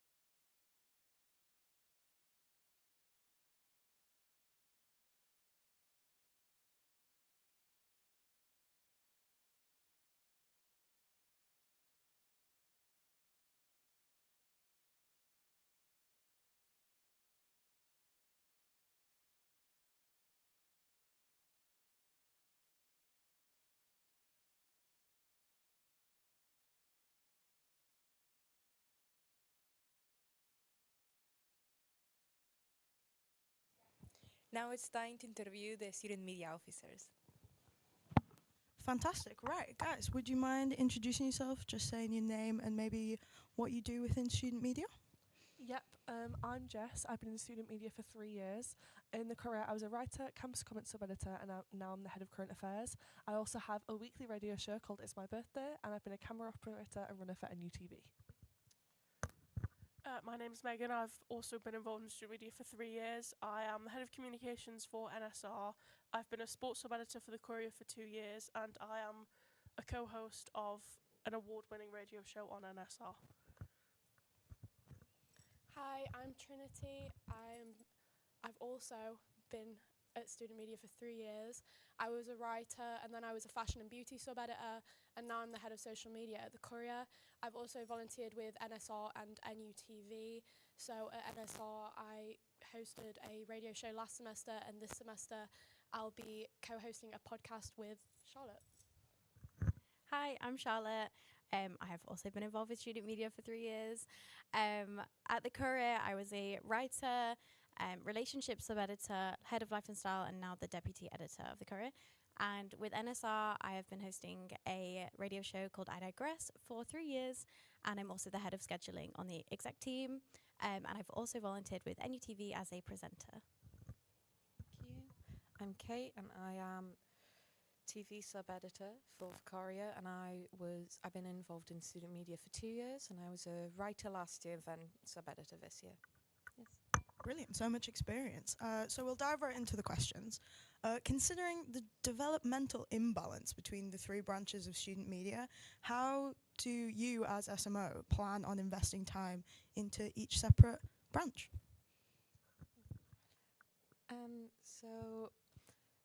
Yes. So I will increase, so my plan is to increase advertisement so that more people are aware of it, and so there'll be different permanent posters, is my idea, of the different branches of student media, so people don't just think that it's the newspaper, which is what some people view it as. And then I'll have more workshops for how to operate in each branch of it. And then I'd want to put more about the paper, more about the radio and the TV in the paper, and have their own sections for it. So kind of consolidate all of the branches into the paper, but still, so everyone who reads the paper is aware of it. And then I'll have, sorry. And then it'll be okay. Sorry, this is so bad. Wait, fine. Should we go? Okay. I think that the Courier is already obviously very well established, and it is the thing in student media that is most recognizable, and that is because NSR and NUTV have been kind of brushed aside a lot of the time. So within the Courier, I would just like to increase engagement by improving communication with a head of communications role, and creating a central hub on the NUSU student media page for resources and announcements so that all students can access the accessibility tools available, including translation and text-to-speech and visual tools, so that all students of all walks of life can engage with student media and the Courier. For NSR, though, I would like to really put a lot of focus on elevating the station to industry standards through including drive time shows that would reflect industry standards and other highly commended radio shows, radio stations like Spark Sunderland, and it would also give students the opportunity to get more experience in kind of the industry standard of radio rather than just specialized programming. And with NUTV, I would like to increase the visibility by improving collaborations with societies through live filming their events, which we do a little bit of already, but really improving this and promoting NUTV to societies to do this, and also introducing pre-filmed content for societies, which could be included on their society page on NUSU, for example, trailers to the society and videos that promote the society to prospective students, which would allow NUTV volunteers to also get experience in editing and pre-recorded content and scripting, that kind of thing. Okay, so the first thing that I want to do for the Courier is that I want to introduce a magazine to go alongside it, which would be seasonal rather than bi-weekly, and that would be focused on lifestyle and culture in the north, which would allow student volunteers to get a different kind of written experience because it opens up avenues for creative writing and poetry beyond what's already in the broadsheet newspaper. And that would also mean that there would be opportunities for photography and art and other things that would be a little bit more accessible, because I know a lot of people might find the broadsheet newspaper maybe a little bit formidable, especially when you're first signing up to university. For radio, I am proposing that I'd like to introduce some radio trial slots, which essentially would just be when people first join the radio, it might seem a little bit intimidating to just straight away sign up for a show. You have to come up with everything about it, its name, what you're going to do, what you're going to do in each episode. So I'd like to offer an alternative if you're feeling a little bit nervous about that, where you could just come along, do a 1 hour slot, do it on whatever you want, no pressure, and then you can just see if it's a good fit for you and maybe just develop your idea a little bit more before fully committing to a show. And then when it comes to NUTV, the thing that I am really driving to introduce is non-live video journalism, because at the moment we don't do that at all, which is really surprising because that's a really important skill in broadcast journalism, because when you watch the news in the evening, for example, a lot of the content that you see is a pre-recorded package that's already been recorded and edited, and they're just playing it back. So I think giving people the opportunity to learn that skill in student media is invaluable. And yeah, those are the 3 things I want to do.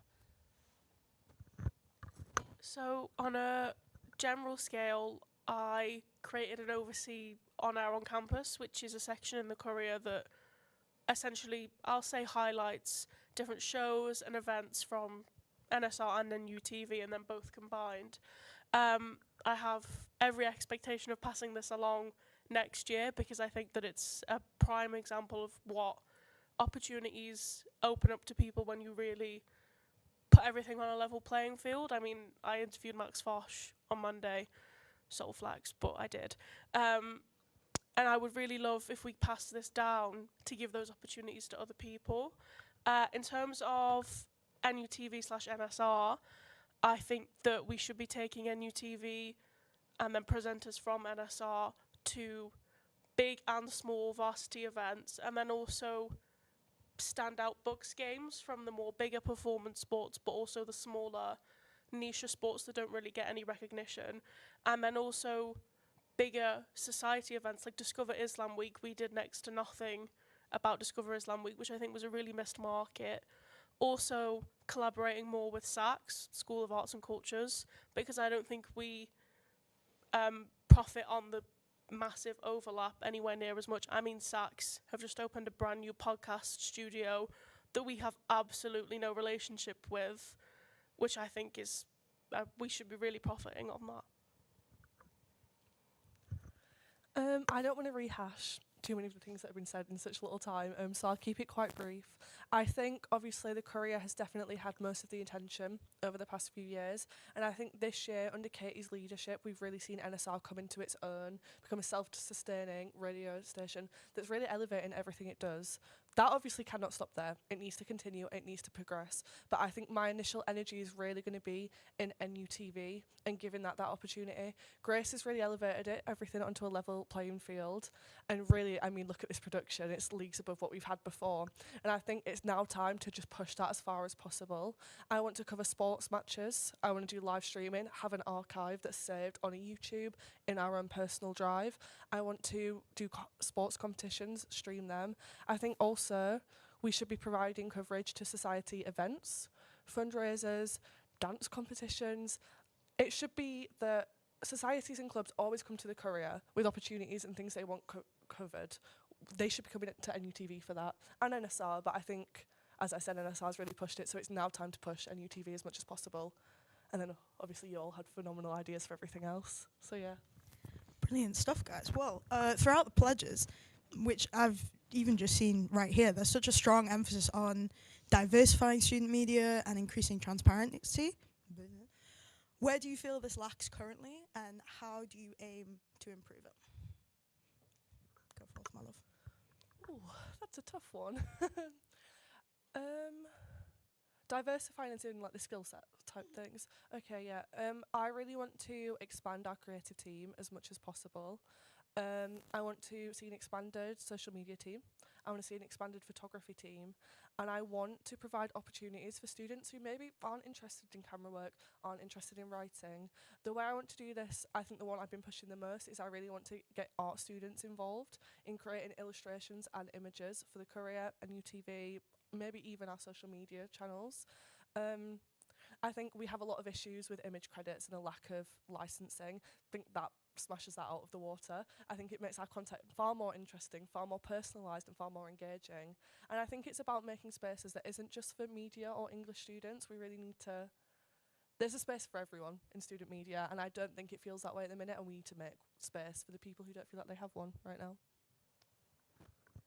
I think, agreeing with everything Jess has already said, I also think there's a missed market in terms of, and this is going to be a bit rogue, history students. We have an extensive archive all the way back to, and Dylan's going to kill me if I get this date wrong, 19, sorry. It's been a long day. 1964, I think. 77 years or something like that. And I think that we stick a front cover in our bi-weekly editions, and we have nothing to say about them.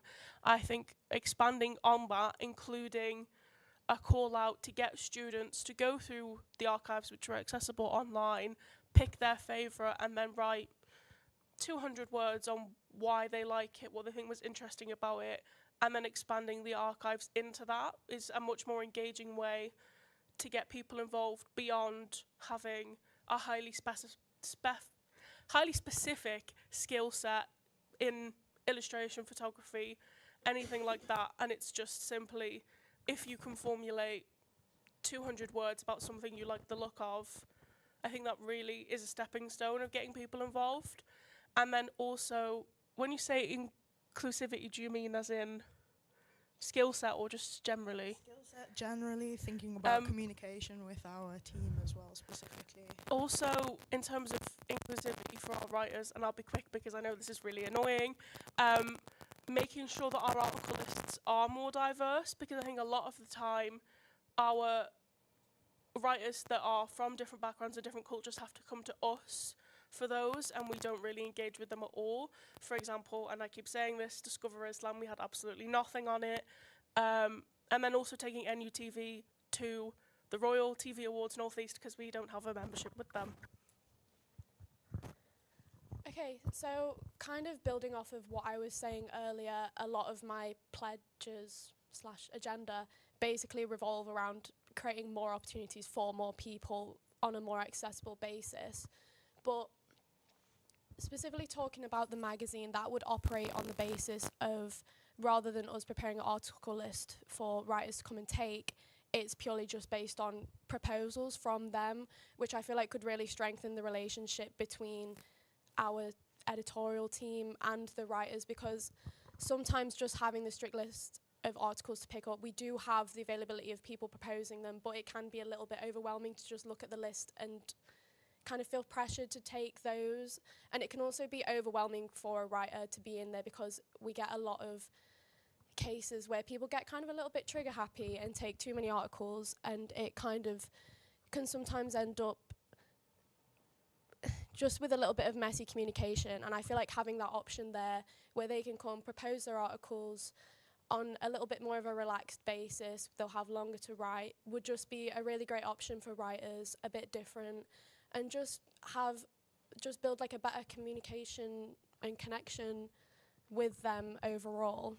In terms of diversifying the opportunities that we have, like I said earlier, the magazine would introduce art, photography, creative writing, which not only would that let us collaborate with societies, but also it would expand our reach across more courses.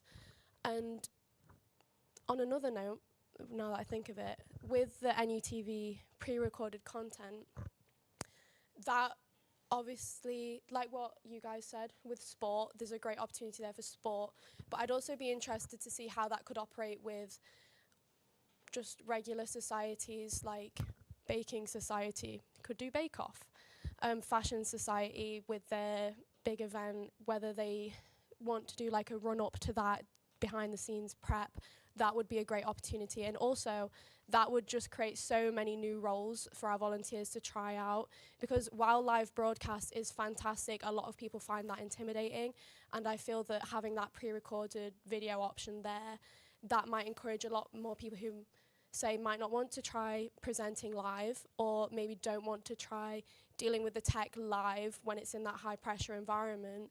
That just might encourage them to try it out a little bit more. And like I said with the radio trial slots earlier, that's going to encourage loads more people to try out radio, which I'm really excited about. I think that everyone's talked a lot about diversifying the type of coverage that NUTV does, which obviously I think everyone's in agreement with. But in terms of diversifying the actual team of students engaging with student media, I think the issue is that a lot of students do want to engage with it, but they just don't know how and they don't feel confident to. So I think by having a space for resources and announcements and things like that, which the student media page would become, would be useful in this, because we could include style guides on how to write for different sections of the career, how to plan and promote on social media, different NSR shows and podcasts, how to get involved with NUTV and how to operate their cameras, how to present, these kind of things. I think that that would encourage more students to get involved, and therefore it would diversify the team that we have of students working with student media. And I also think that with the accessibility tools available on the NUSU page, they're really overlooked, the accessibility tools, and I think that they're actually a really, really good feature that should be utilized by student media, because it means that international students are able to translate content into every language, and people with additional needs are able to access information in an accessible way that works for them. So it means that all students are able to engage with student media, and therefore that diversifies our team of students. I was also press something there. I was also with my motivation for my campaign is to further diversify the team, and I would do that by, because I feel like there's not a, like, the main representation of students that we have on, like, in student media are like from England, like from the UK, and then there's not a lot of, we do have some international student engagement, but not as much as we could have with the portion of the uni that, like the percentage of the uni that is international. And I'd like to engage them more, and then engage students that feel like they don't have a place in it. So like mature students are less likely to be involved with on-campus activities, and then exchange students aren't like aware that they qualify in a way for participating in student media. And like a lot of the exchange students that I've met have been on, like they work on their paper or in their student media at their universities. And then I think if we just had like more advertising, like more for like increased social media presence, and then a more like physical presence on campus with posters and like bins for the papers outside, like borderline in your face advertisement is my ideal world. But then more people are going to take notice of it, because if they're not going into the student union or they're not hanging around their uni buildings a lot, they wouldn't be able to like know what it is. And I'd want it to be at the point where people just like, it's kind of, I want it to be like how people think, oh, you have to join a society. It's like you have to be involved in some way in student media. That sounds like, okay, I'm not going to be forcing people to do it, but I do think that they should do it. But yeah, so that's like my ideal goal, is just get I want it to represent every single type of student that we could possibly have. Yeah. Fantastic, guys. You're also incredibly passionate about it. It's brilliant. And the big final question, we're going to have to stay brief, maybe very brief. There's no time at all. Guys, I'm so sorry. It was a beautiful corker of a final question as well. But thank you all so much. You're such angels. I hope you have a lovely time during this campaign season, guys. Thank you so much.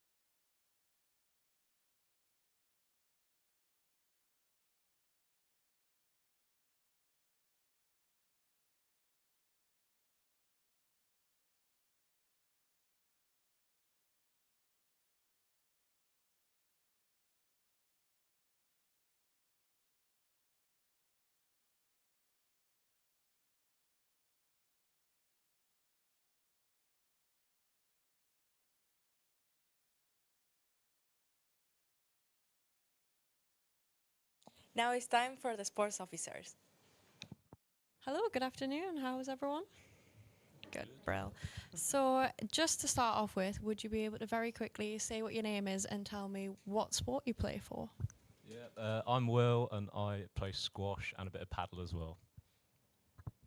I'm Marie. I play badminton for the uni, but I play a lot of other sports, really. I'm Megan and I do cheerleading. I'm Jack and I'm from the trampoline club. Wonderful. So I've got 5 questions for you here. So first of all, one common theme across all of your agendas is to reduce the accessibility barriers that student athletes face. So some of you have talked about financial barriers and some have talked about lack of resource visibility. So my very simple question to you is, how are you going to reduce these barriers? Yeah, I'll start. So I want to approach this with the mindset that the university only gets allocated so much money in terms of funds and grants and access funds. So one way that I would like to increase financial stability within the university is one of the core strengths of all of our sports clubs is coming together and rallying together in terms of charity and fundraising. So doing big, wide-scale, university-wide, sports clubs-wide, cross-club charity events. So things like sports days, and just working together as clubs, because if every club brought members for a small fee, think of how much money that could give back to all the students, and then they would be able to have, so the fund would all be for Newcastle Inclusivity Fund, and then that would be able to give back. And then the second way I would like to approach it would be the Access Fund. At the minute, the Access Fund isn't that rigid. You basically apply, put down all the competitions, all your kit, all the things you're going to be needing the money for, and then you get given that money. There's no like checking it, there's no nothing like that. So some people are in bands waiting, they're in tiers 7 and 8, waiting for if they're going to get any funding at all. So a way that I would like to approach this is to split the Access Fund into one per semester. And that means that students are able to apply in the first semester and second semester, but it stops students applying, getting the money, and then deciding the sport's not for them, meaning that the Access Fund would reach a wider student population. My first point, very similar to Jack's in terms of the cross-club kind of charity events, fundraisers, things like that. I think clubs can work together to do a lot of good in terms of funding. Obviously, the financial side of things is an issue that is blanket across all clubs. It's not like, you know, there's 1 or 2 clubs that are suffering whilst others are like flying and they've got loads of spare money. Do you know what I mean? So, yeah, cross-club charity events, like Jack said, sports days, things like that, charity sports swaps. I think that's a great way to do it. Also being able to provide sports clubs with financial sustainability and also marketing workshops and packages. So how they can use their finances that they do have available more sustainably, and also how they can market themselves to potential sponsors, how they can get a bit more outreach in terms of securing funding. And then in terms of reducing financial barriers to participation, it's looking at increasing the number of subsidised give it a go and taster opportunities so that more people are able to get involved in sport. And yeah, just trying to increase participation by reducing finances as a barrier.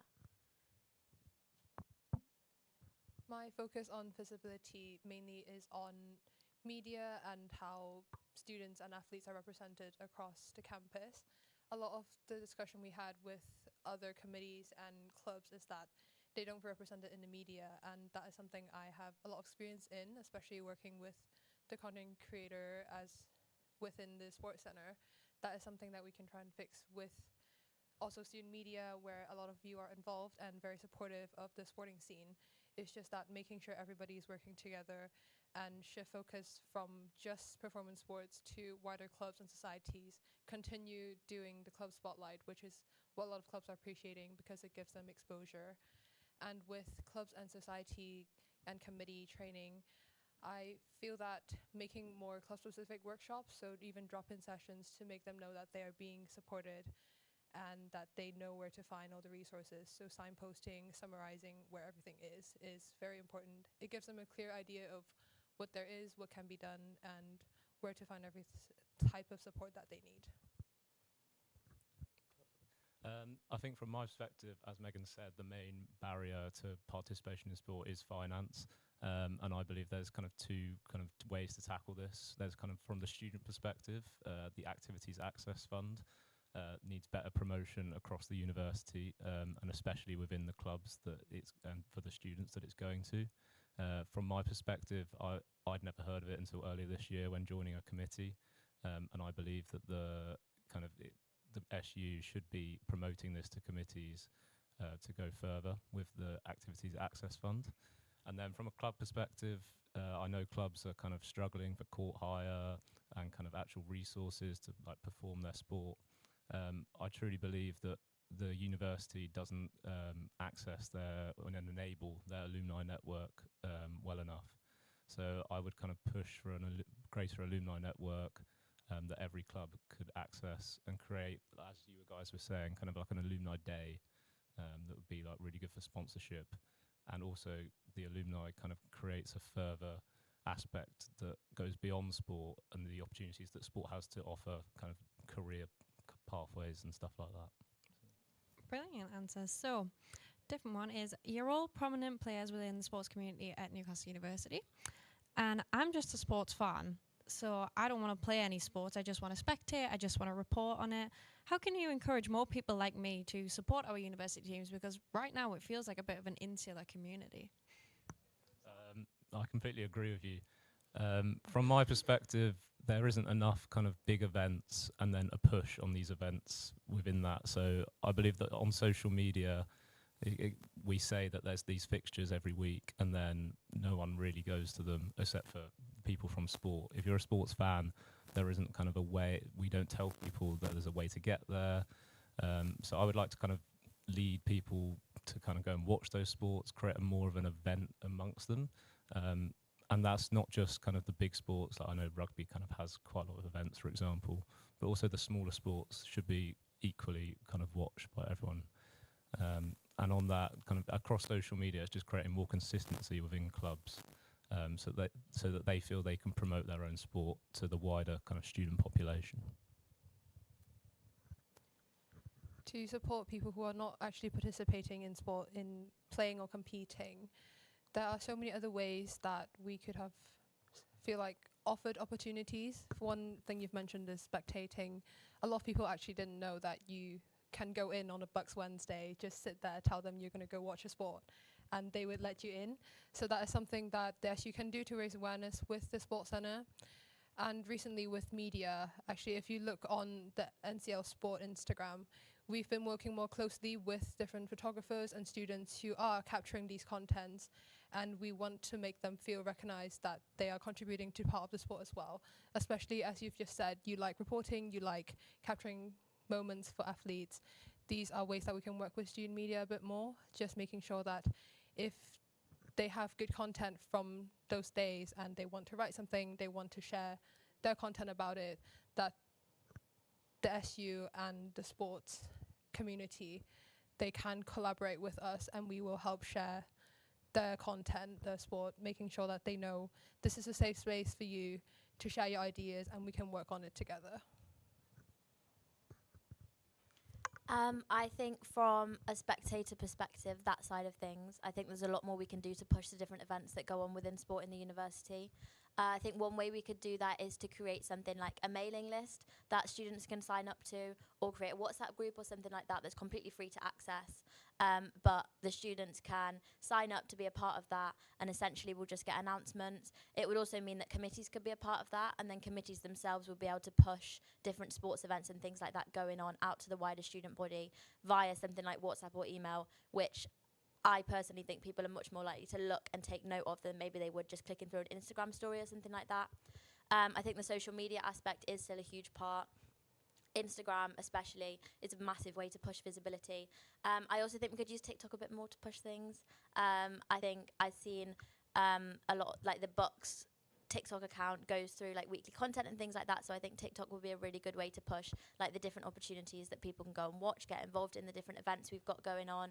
And then from the other like not so spectator side of things, maybe content creation, photography, media, things like that, I think there's definitely ways that we can get students more actively involved if that's one of their interests. So for example, having better communication with committees of sports clubs to see if there's any opportunities for student photographers and things like that to maybe just go into training sessions to try and get some content. For example, with cheer, we've never had anything like that, people come into training sessions, but it could be a really good way for them to start building up their portfolio and get exposure to multiple sports. Also, I have quite a few stakeholder relationships through work I've done with my community sport team. For example, Newcastle Eagles, Newcastle Red Bulls, lots of local sports clubs and charities. So I think that's something we could really mobilise to help student content creators and things like that build up their portfolio by being able to make those connections and make them more visible and accessible to all the students. I want to approach this with two avenues. The first one being a similar one to Meg, a shared announcement channel being useful in terms of not just charity events. So often clubs need to get the message out to committees and other clubs, but sending a message on Instagram doesn't always work. So having this announcement channel, quick brief messages, descriptions of what's going on, it would help for recruitment for charity events. Also having a mailing list or something along those lines would get higher engagement than something like Instagram, because often the stories are overlooked, you go past them. But also I think the message of that Marie was saying is that you need to be able to know that you're allowed to go and watch. I have a lot of friends on my course who aren't in any sports clubs and are like, oh, I wish I could go and watch the rugby match. And I was like, well, you can, but they don't know where to look for that information. They don't know how to get there. So as someone from Newcastle, I would love to be able to every Wednesday be like, this is where I'm going, lead group travel, so it's more of a activity for everyone to go that is affordable. So we could go down to Cochrane Park, Kingston Park, along those lines and watch the games. And I would also like to promote visibility of all sports clubs, not just the Bucks ones or ones that are bigger teams. I really think that individual sports and intramural teams would appreciate being showcased as well in terms of these things. So getting those messages out and showcasing them on the Instagram as well would be very beneficial to all, and it's kind of what they have deserved. Brilliant answers. I do apologise for my small coughing fit. So my next question would be, our current sports officer, Alex Duggan, has introduced many initiatives to combat misogyny and sexual harassment within the sports community on campus. Do you have plans to improve her policies, and if so, how? I think Alex and the wellbeing officer, Lily Allen, have done a great job this year, especially in terms of like nightlife. And because obviously being in sports clubs brings the club culture, and that includes going out with your teams. And a lot of that can stem from those big night outs where people are intoxicated and are out and they're not necessarily representing the university to the fullest.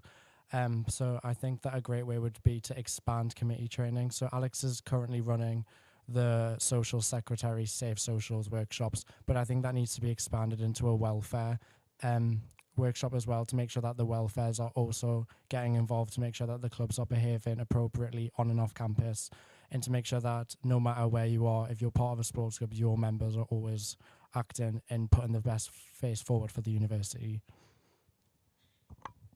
Yeah, very similar to Jack, and I think this is something that's really, really important to me. Alex and Lily have done an incredible job this year, especially with active bystander training and also all the Rise Up stuff. Obviously also getting the SU venues Shout Up accredited. I think that's something that's really, really, really important. But again, similar to what Jack said, I think the committee level of training needs significantly expanding, because I know obviously for me as a member of cheer club committee, we haven't had like wider committee access to any of those workshops, any of that training. So I think that's something that does need to be expanded, and I think it's something that needs to be implemented from the very get-go. So as soon as we start next year, you know, that mandatory committee training that is for core committee at the start of the year, there needs to be discussion in that about the active bystander stuff, about sexual harassment, and then for the wider student body, sports clubs obviously is kind of the priority and focus, but everybody, they need to be aware of the avenues they've got to report things that have happened on nights out, and they need to feel as if their concerns are being taken seriously and not just like it's just, you know, going onto the bottom of a list and it's going to be just like another one of those things where it's like, oh yeah, we'll look into it, and then they never hear back. Like there needs to be clear avenues, whether that be, it can be anonymous, so it might be setting up an online feedback query concerns like form that people can fill out. There's like a mandatory turnaround time that they should hear back in. So yeah, I just think people need to feel like they're being taken seriously, especially with issues as serious as this. you two have covered it so well. I mean, obviously Alex and Lily and everybody else on the sabbatical officer have been working really hard to push for creating a very safe environment. But even from just building on from just committee training, what about we include even the people who are planning to run for the committee role, especially this year now that the SU is doing actually elections online, where you can nominate yourself and you can vote from the committee on the NUTV website. Even just giving them a session beforehand, knowing what their role will entail and how they are representing the club and the safety of the members can make it a really important message to bring across that we take this very seriously and this is something we will support our members with. And building on Meg, that knowing where to go. Do they know that there's the support and advice hub? Do they know there's a hotline for different types of support that you can get? This is all the things that awareness is really important, and obviously with that, even more training, as we've just said, making sure more people are involved, even if you're members who are wanting to run for committee or already on the committee, just making sure that as many people get involved to support this motion is something I want to bring forward. Yeah, I think this is going to sound very repetitive because you guys have covered it very well. But yeah, Alex and Lily also and the rest of the team done a really good job on this issue. And I would just, it's very repetitive, but I would just say that obviously kind of that more training is needed, especially within the kind of welfare sector of the club. And from my perspective also, I would like to kind of make sure that the kind of welfare knows that that the connection with the SU as well. I feel that they need kind of to know how to report things, confidentiality and stuff like that. And then on that kind of point, that everyone needs to know where to access the kind of support they need. I feel that, again, this goes back to committee training, that committees aren't really told enough of how to promote this to their clubs, and they need more support from that, from the student union. So that's what I would say.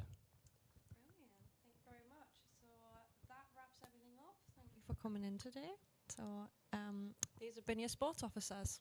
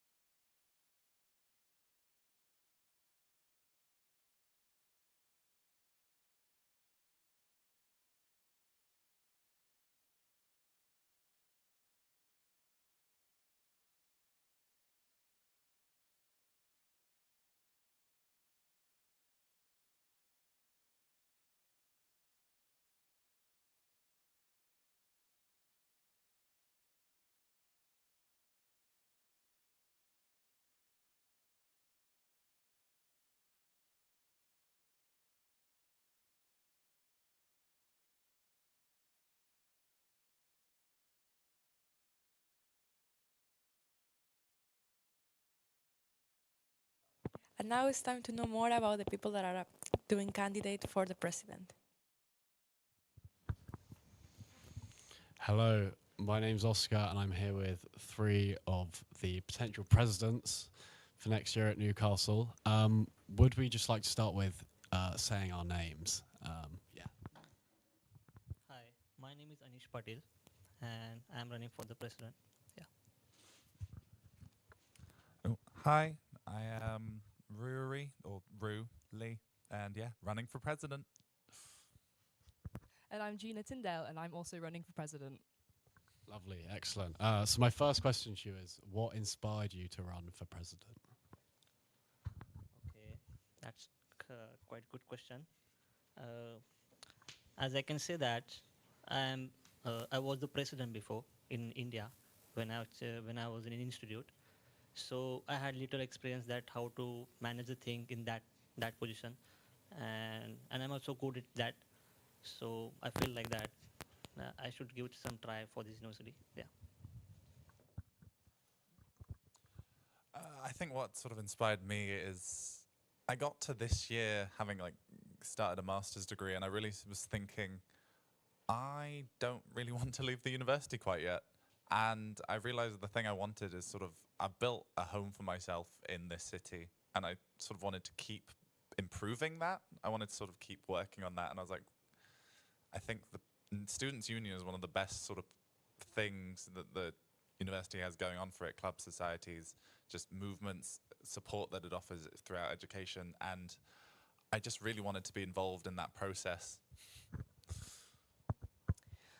So I've known for a very long time that I want to work in higher education, which is why I initially ran for academic officer last year. And I've really enjoyed my year as academic officer. I feel like I've made a lot of positive changes. But what I've also noticed is that I'm actually really passionate about the governance and the advocacy side of the wider student issues as well, which has led into me taking on a lot of that sort of more traditional presidential work this year anyways. So for instance, when NUS had a controversy in the summer, and it was literally my first week in office, I was the person who took responsibility for handling that situation for the student union. I do a lot of our lobbying work, a lot of our national representation work anyways, and I'm quite good at it and I feel confident doing it, and I'd love to spend another year being actually able to dedicate all of my time towards dealing with those issues rather than right now where I have to split it between education and those wider issues as well. Yeah, very nice. So in like the past week, you've been announcing your agendas, and I just wanted to know what's the most important point on your agendas, do you think? Okay. On my agenda, I have to mention that the current situation at the university is like that the bonding between union and the student. So I feel that it's very lacking. So it's like when you get elected and your attitude towards your responsibility and the students, it changes. I mean in anyhow, I don't know how is that, but I feel that it's the student rights that you should engage with them all the time. So I feel that is the main issue. Yeah. I think my key agenda point would probably be communication and transparency. I sort of really want to work to sort of revitalize the like student voice in the student union, whether that means like rebuilding feedback forums or just, you know, completely starting over, bare bones, go out with a microphone and ask someone for opinions on the streets. I'd like to find a good way to incorporate student voice in a way that works and that is sustainable for like future terms of sabbatical officers. Yeah, I think we're all sort of similar in that it's about like engagement with the SU and how students feel about approaching us and whether or not they trust us when they approach us. And I think one of the main ways that I'd like to address this is by doing a review of the scrutiny committee, because I think there's a lot of things that we can fix, but I think the most important thing is that students need to feel as if their elected officers are actually doing the work that they've been elected to do. And right now our scrutiny committee is failing to do that. They are not provided with the proper training to understand our jobs, to understand what we can do in a year, which means sabbatical officers are not held to account. It's very hard to get rid of a sabbatical officer once they've been elected, right? And I don't think that's right, when the whole point is that you should be democratically elected and you should be able to be democratically removed if you are not fulfilling your mandate. So that would be the big change that I'd be implementing over the summer, is doing a review of our scrutiny committee, comparing it to other SUs and providing them with the training so that they can actually hold us to account, so that students know we are doing our jobs and they can trust us to do our jobs when they come to us with new issues which are arising. Because I think students understand that we do societies, they understand that we do clubs, they don't understand the advocacy work. That's where we fail students, and that's where we need to address and target that focus onto. Absolutely. So if you were to win presidency, how would that positively affect Newcastle? Okay, that's pretty question, yeah. Okay, I will try to deliver my 100% in it, so that's not the big issue.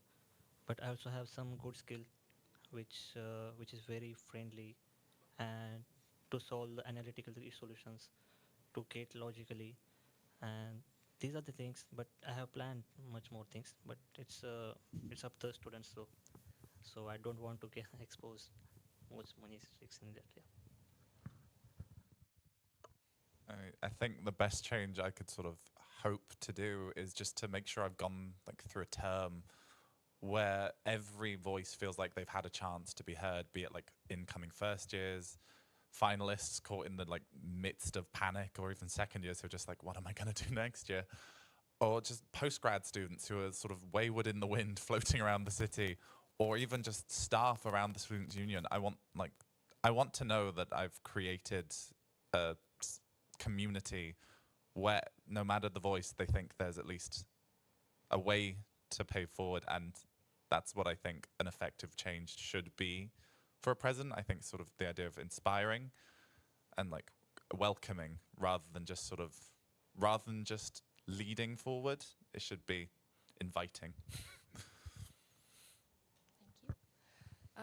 I think electing me would have, I'm going to pick up on the fact that you said Newcastle, not Newcastle University here as well. The president does work with the wider city as well, so we do actually have a positive impact on the wider city as well. But within Newcastle, within NUSU in particular, I think I'd have a positive impact because, as I say, I already have the experience to know how to make these changes. And it would be both on that national level and both on that much lower down level of like, your officers will be more accountable. Your officers will have someone who has the experience to help them settle into their roles faster and achieve more within their roles. Your officers will have more time to collaborate with each other on these wider projects so they can make those bigger changes. So yeah, vote for Gina.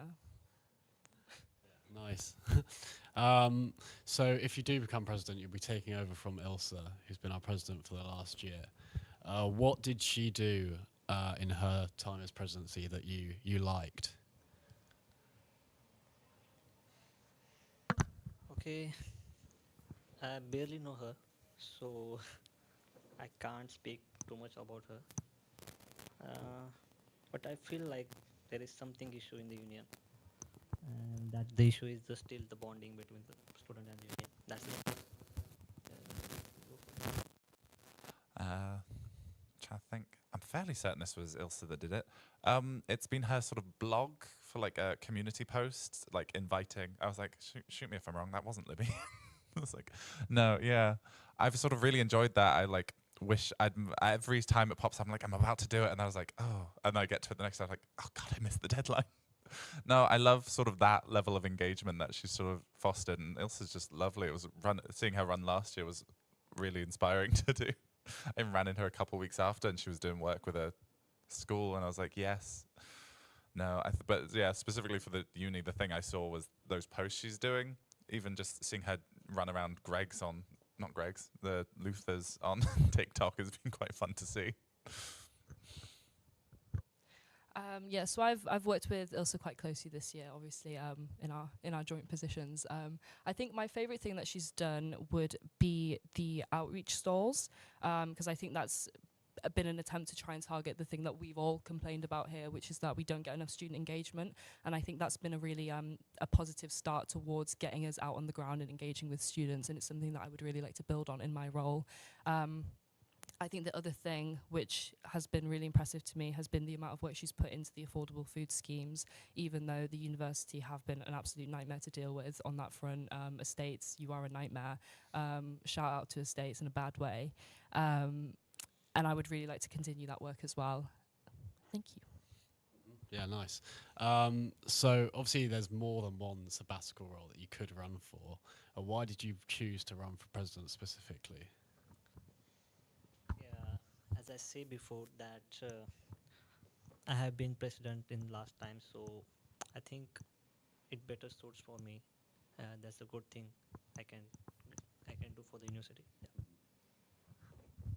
I mean, the thing that really made me choose to try and run for president is I was debating running for the other sabbatical roles. I was debating whether I'd run for opportunities officer. I ran for it last year. I was debating whether to run for like well-being and communities because I have some I had a lot of thoughts about like employability for students, but and I sort of kept going about this. And I was like, actually, I could just do the presidency one. It's sort of a jack of all trades, and really like allow me to try and work with people who admittedly probably have a lot more focused like expertise in those areas than I would, rather than just sort of a general passion. But I'd love to be able to still work with and support those different like roles specifically. So I feel like I touched on this in one of my earlier responses, but obviously I'm switching from a sabbatical officer role. I'm going from academic to president. And I think the name president is a misleading title because it's not really president, and you see this in a lot of other SUs. They're changing the name to union affairs, union development, things like this. A really cool one is general secretary, which means it's about governance and democracy. And as I say, I've really enjoyed my time as academic officer, but I do feel like this is a role which, if you have been a student and you have studied, you can kind of hit the ground running with the academic officer role, because you know what it's like to be a student and you know what it's like to have your education fail you. I think with the president, it's not the same. You need to have an understanding of the internal politics of NUSU and how NUSU works. How do those policies get created? How does the Board of Trustees work? And it's the same with the university. How does governance at the university work? Who do you need to speak to get those changes made? And in my year as academic officer, I've been a trustee of both the university and the union. I've learned those internal politics, how it works and how you need to approach change to get it made. And it means I can start the job in a more efficient way than someone who hasn't had that previous experience can. And I don't think it needs to be a sabbatical officer experience. I think any sort of like a liberation officer or heavy council involvement can help that. But I do think working so closely, as I say, I have sat on that Senate on council, I do have that experience to really just hit the ground running, because you only have a year and you need to make it count. Yeah, so having been students at Newcastle University, how has that given you like the skills and experience to take on the president's role? Yeah, it's quite complicated, but can you get that? Can I? Oh, can I repeat your question? Yeah. So how was being a student at Newcastle, how has that experience like given you the skills to take on presidency? So like what have you learned? Yeah, I just came here just for I was here for the 6 months. So I don't really have much that engagement with the student union and all these things. So I really think that I still need to learn much and more. Yeah, that's what I think, and still need much of bondings. Yeah, this is what I think. Yeah. I mean, yeah, my experience in Newcastle has only been the last 4 years. I moved up from the southwest, so I was entirely removed from like northeastern culture of this country. But I think, aside from now knowing what a Greggs is, I think, I don't know, I sort of developed a sense of like what the communities are around here.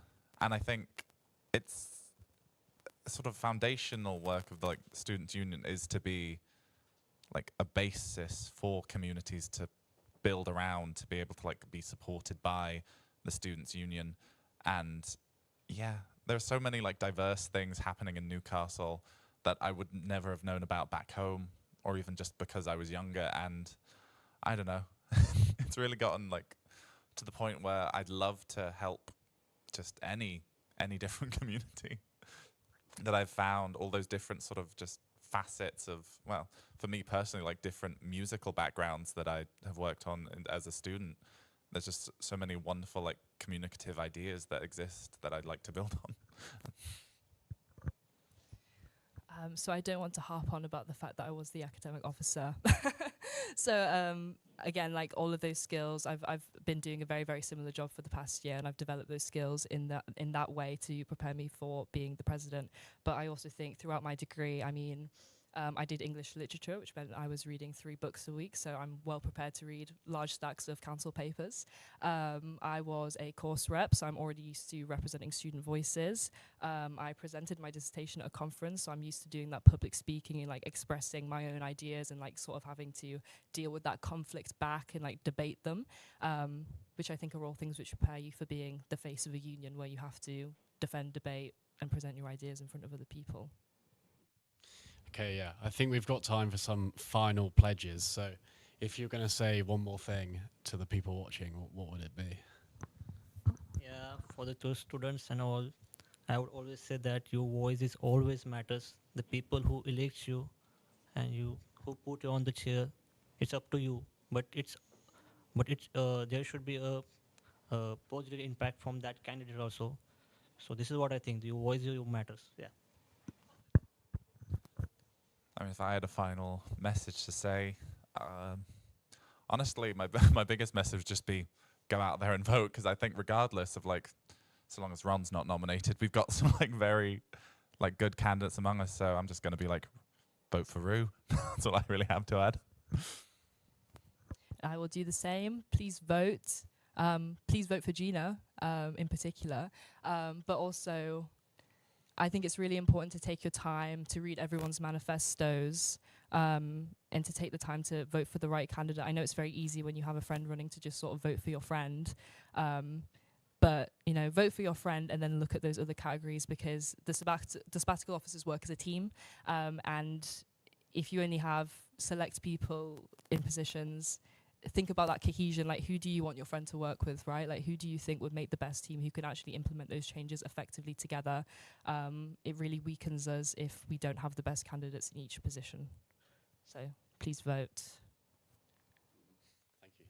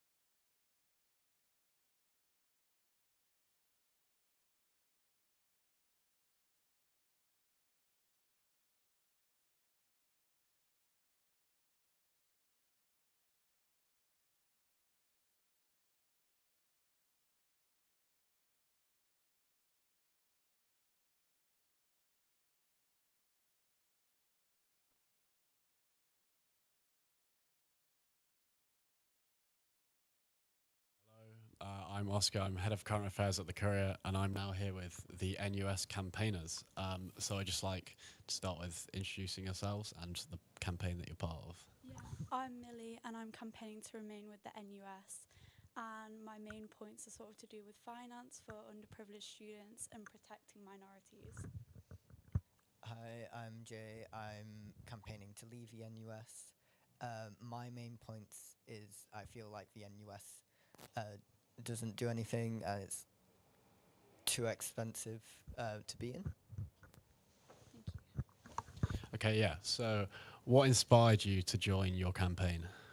I kind of come from like an underprivileged background, and I've had like a lot of support from financing and things like that, which made uni possible for me. So I think that's a really big thing, and I want that to be the experience for other students as well. I feel like last year there was NUS referendum and no one was on the side of leave. So I wanted to be on there to make sure it's balanced and voice my opinion, which is that I don't think it's an effective like organisation. So why is it most important to you that we should leave or remain in the NUS? I think it's important that we remain just to give everyone an equal opportunity and ensure that like they've got a lot of lobbying motions for protecting women and gender-based violence, and I think that's really topical in today's society. I think it's important that we leave so that we can send like a message to NUS to like get the like be a better organisation rather than what I feel is like them not being very transparent or very active. Okay, so this is a question to both of you. What is the best and worst thing about the NUS in its current form? I think probably the best thing is the increase in finance. They've increased student loans by 3% in the past few years, and I don't really have anything bad to say about it. I am going to start with the worst, if that's okay. I think the worst thing about NUS is that it's not very transparent. I feel like it's very hard for students to actually like learn about it because they don't really know what it is. When I've been talking to people, I don't really have a point for like the best thing about NUS, but I guess they do some advisory work, but I don't know to what like extent. So how would the university be positively affected if we stayed or left NUS?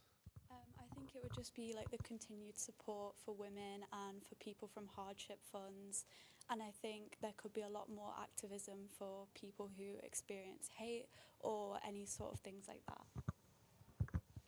I feel like the student union could benefit from an extra £30,000 that could be reinvested into the student union and its societies. So do you have any like final comments or pledges that you'd make to people watching about why we should stay or leave? I think it would just be to vote for what you feel best, and obviously make the change that you kind of want to see. Yeah, I agree with Millie. I feel like you should vote for what is best, but I also would implore you to vote leave because obviously that's my position, and I feel like that's what's best for the student union as a whole. And just a final question. Why do you think a lot of students don't know a lot about the NUS? I feel like maybe it's not advertised as well internally. You kind of have to get out there and research about it. So I think maybe if there was an internal advertising change, that would make things a lot different. I just don't think that the NUS is very impactful, or like it doesn't do very well on its outreach. Yeah, thank you.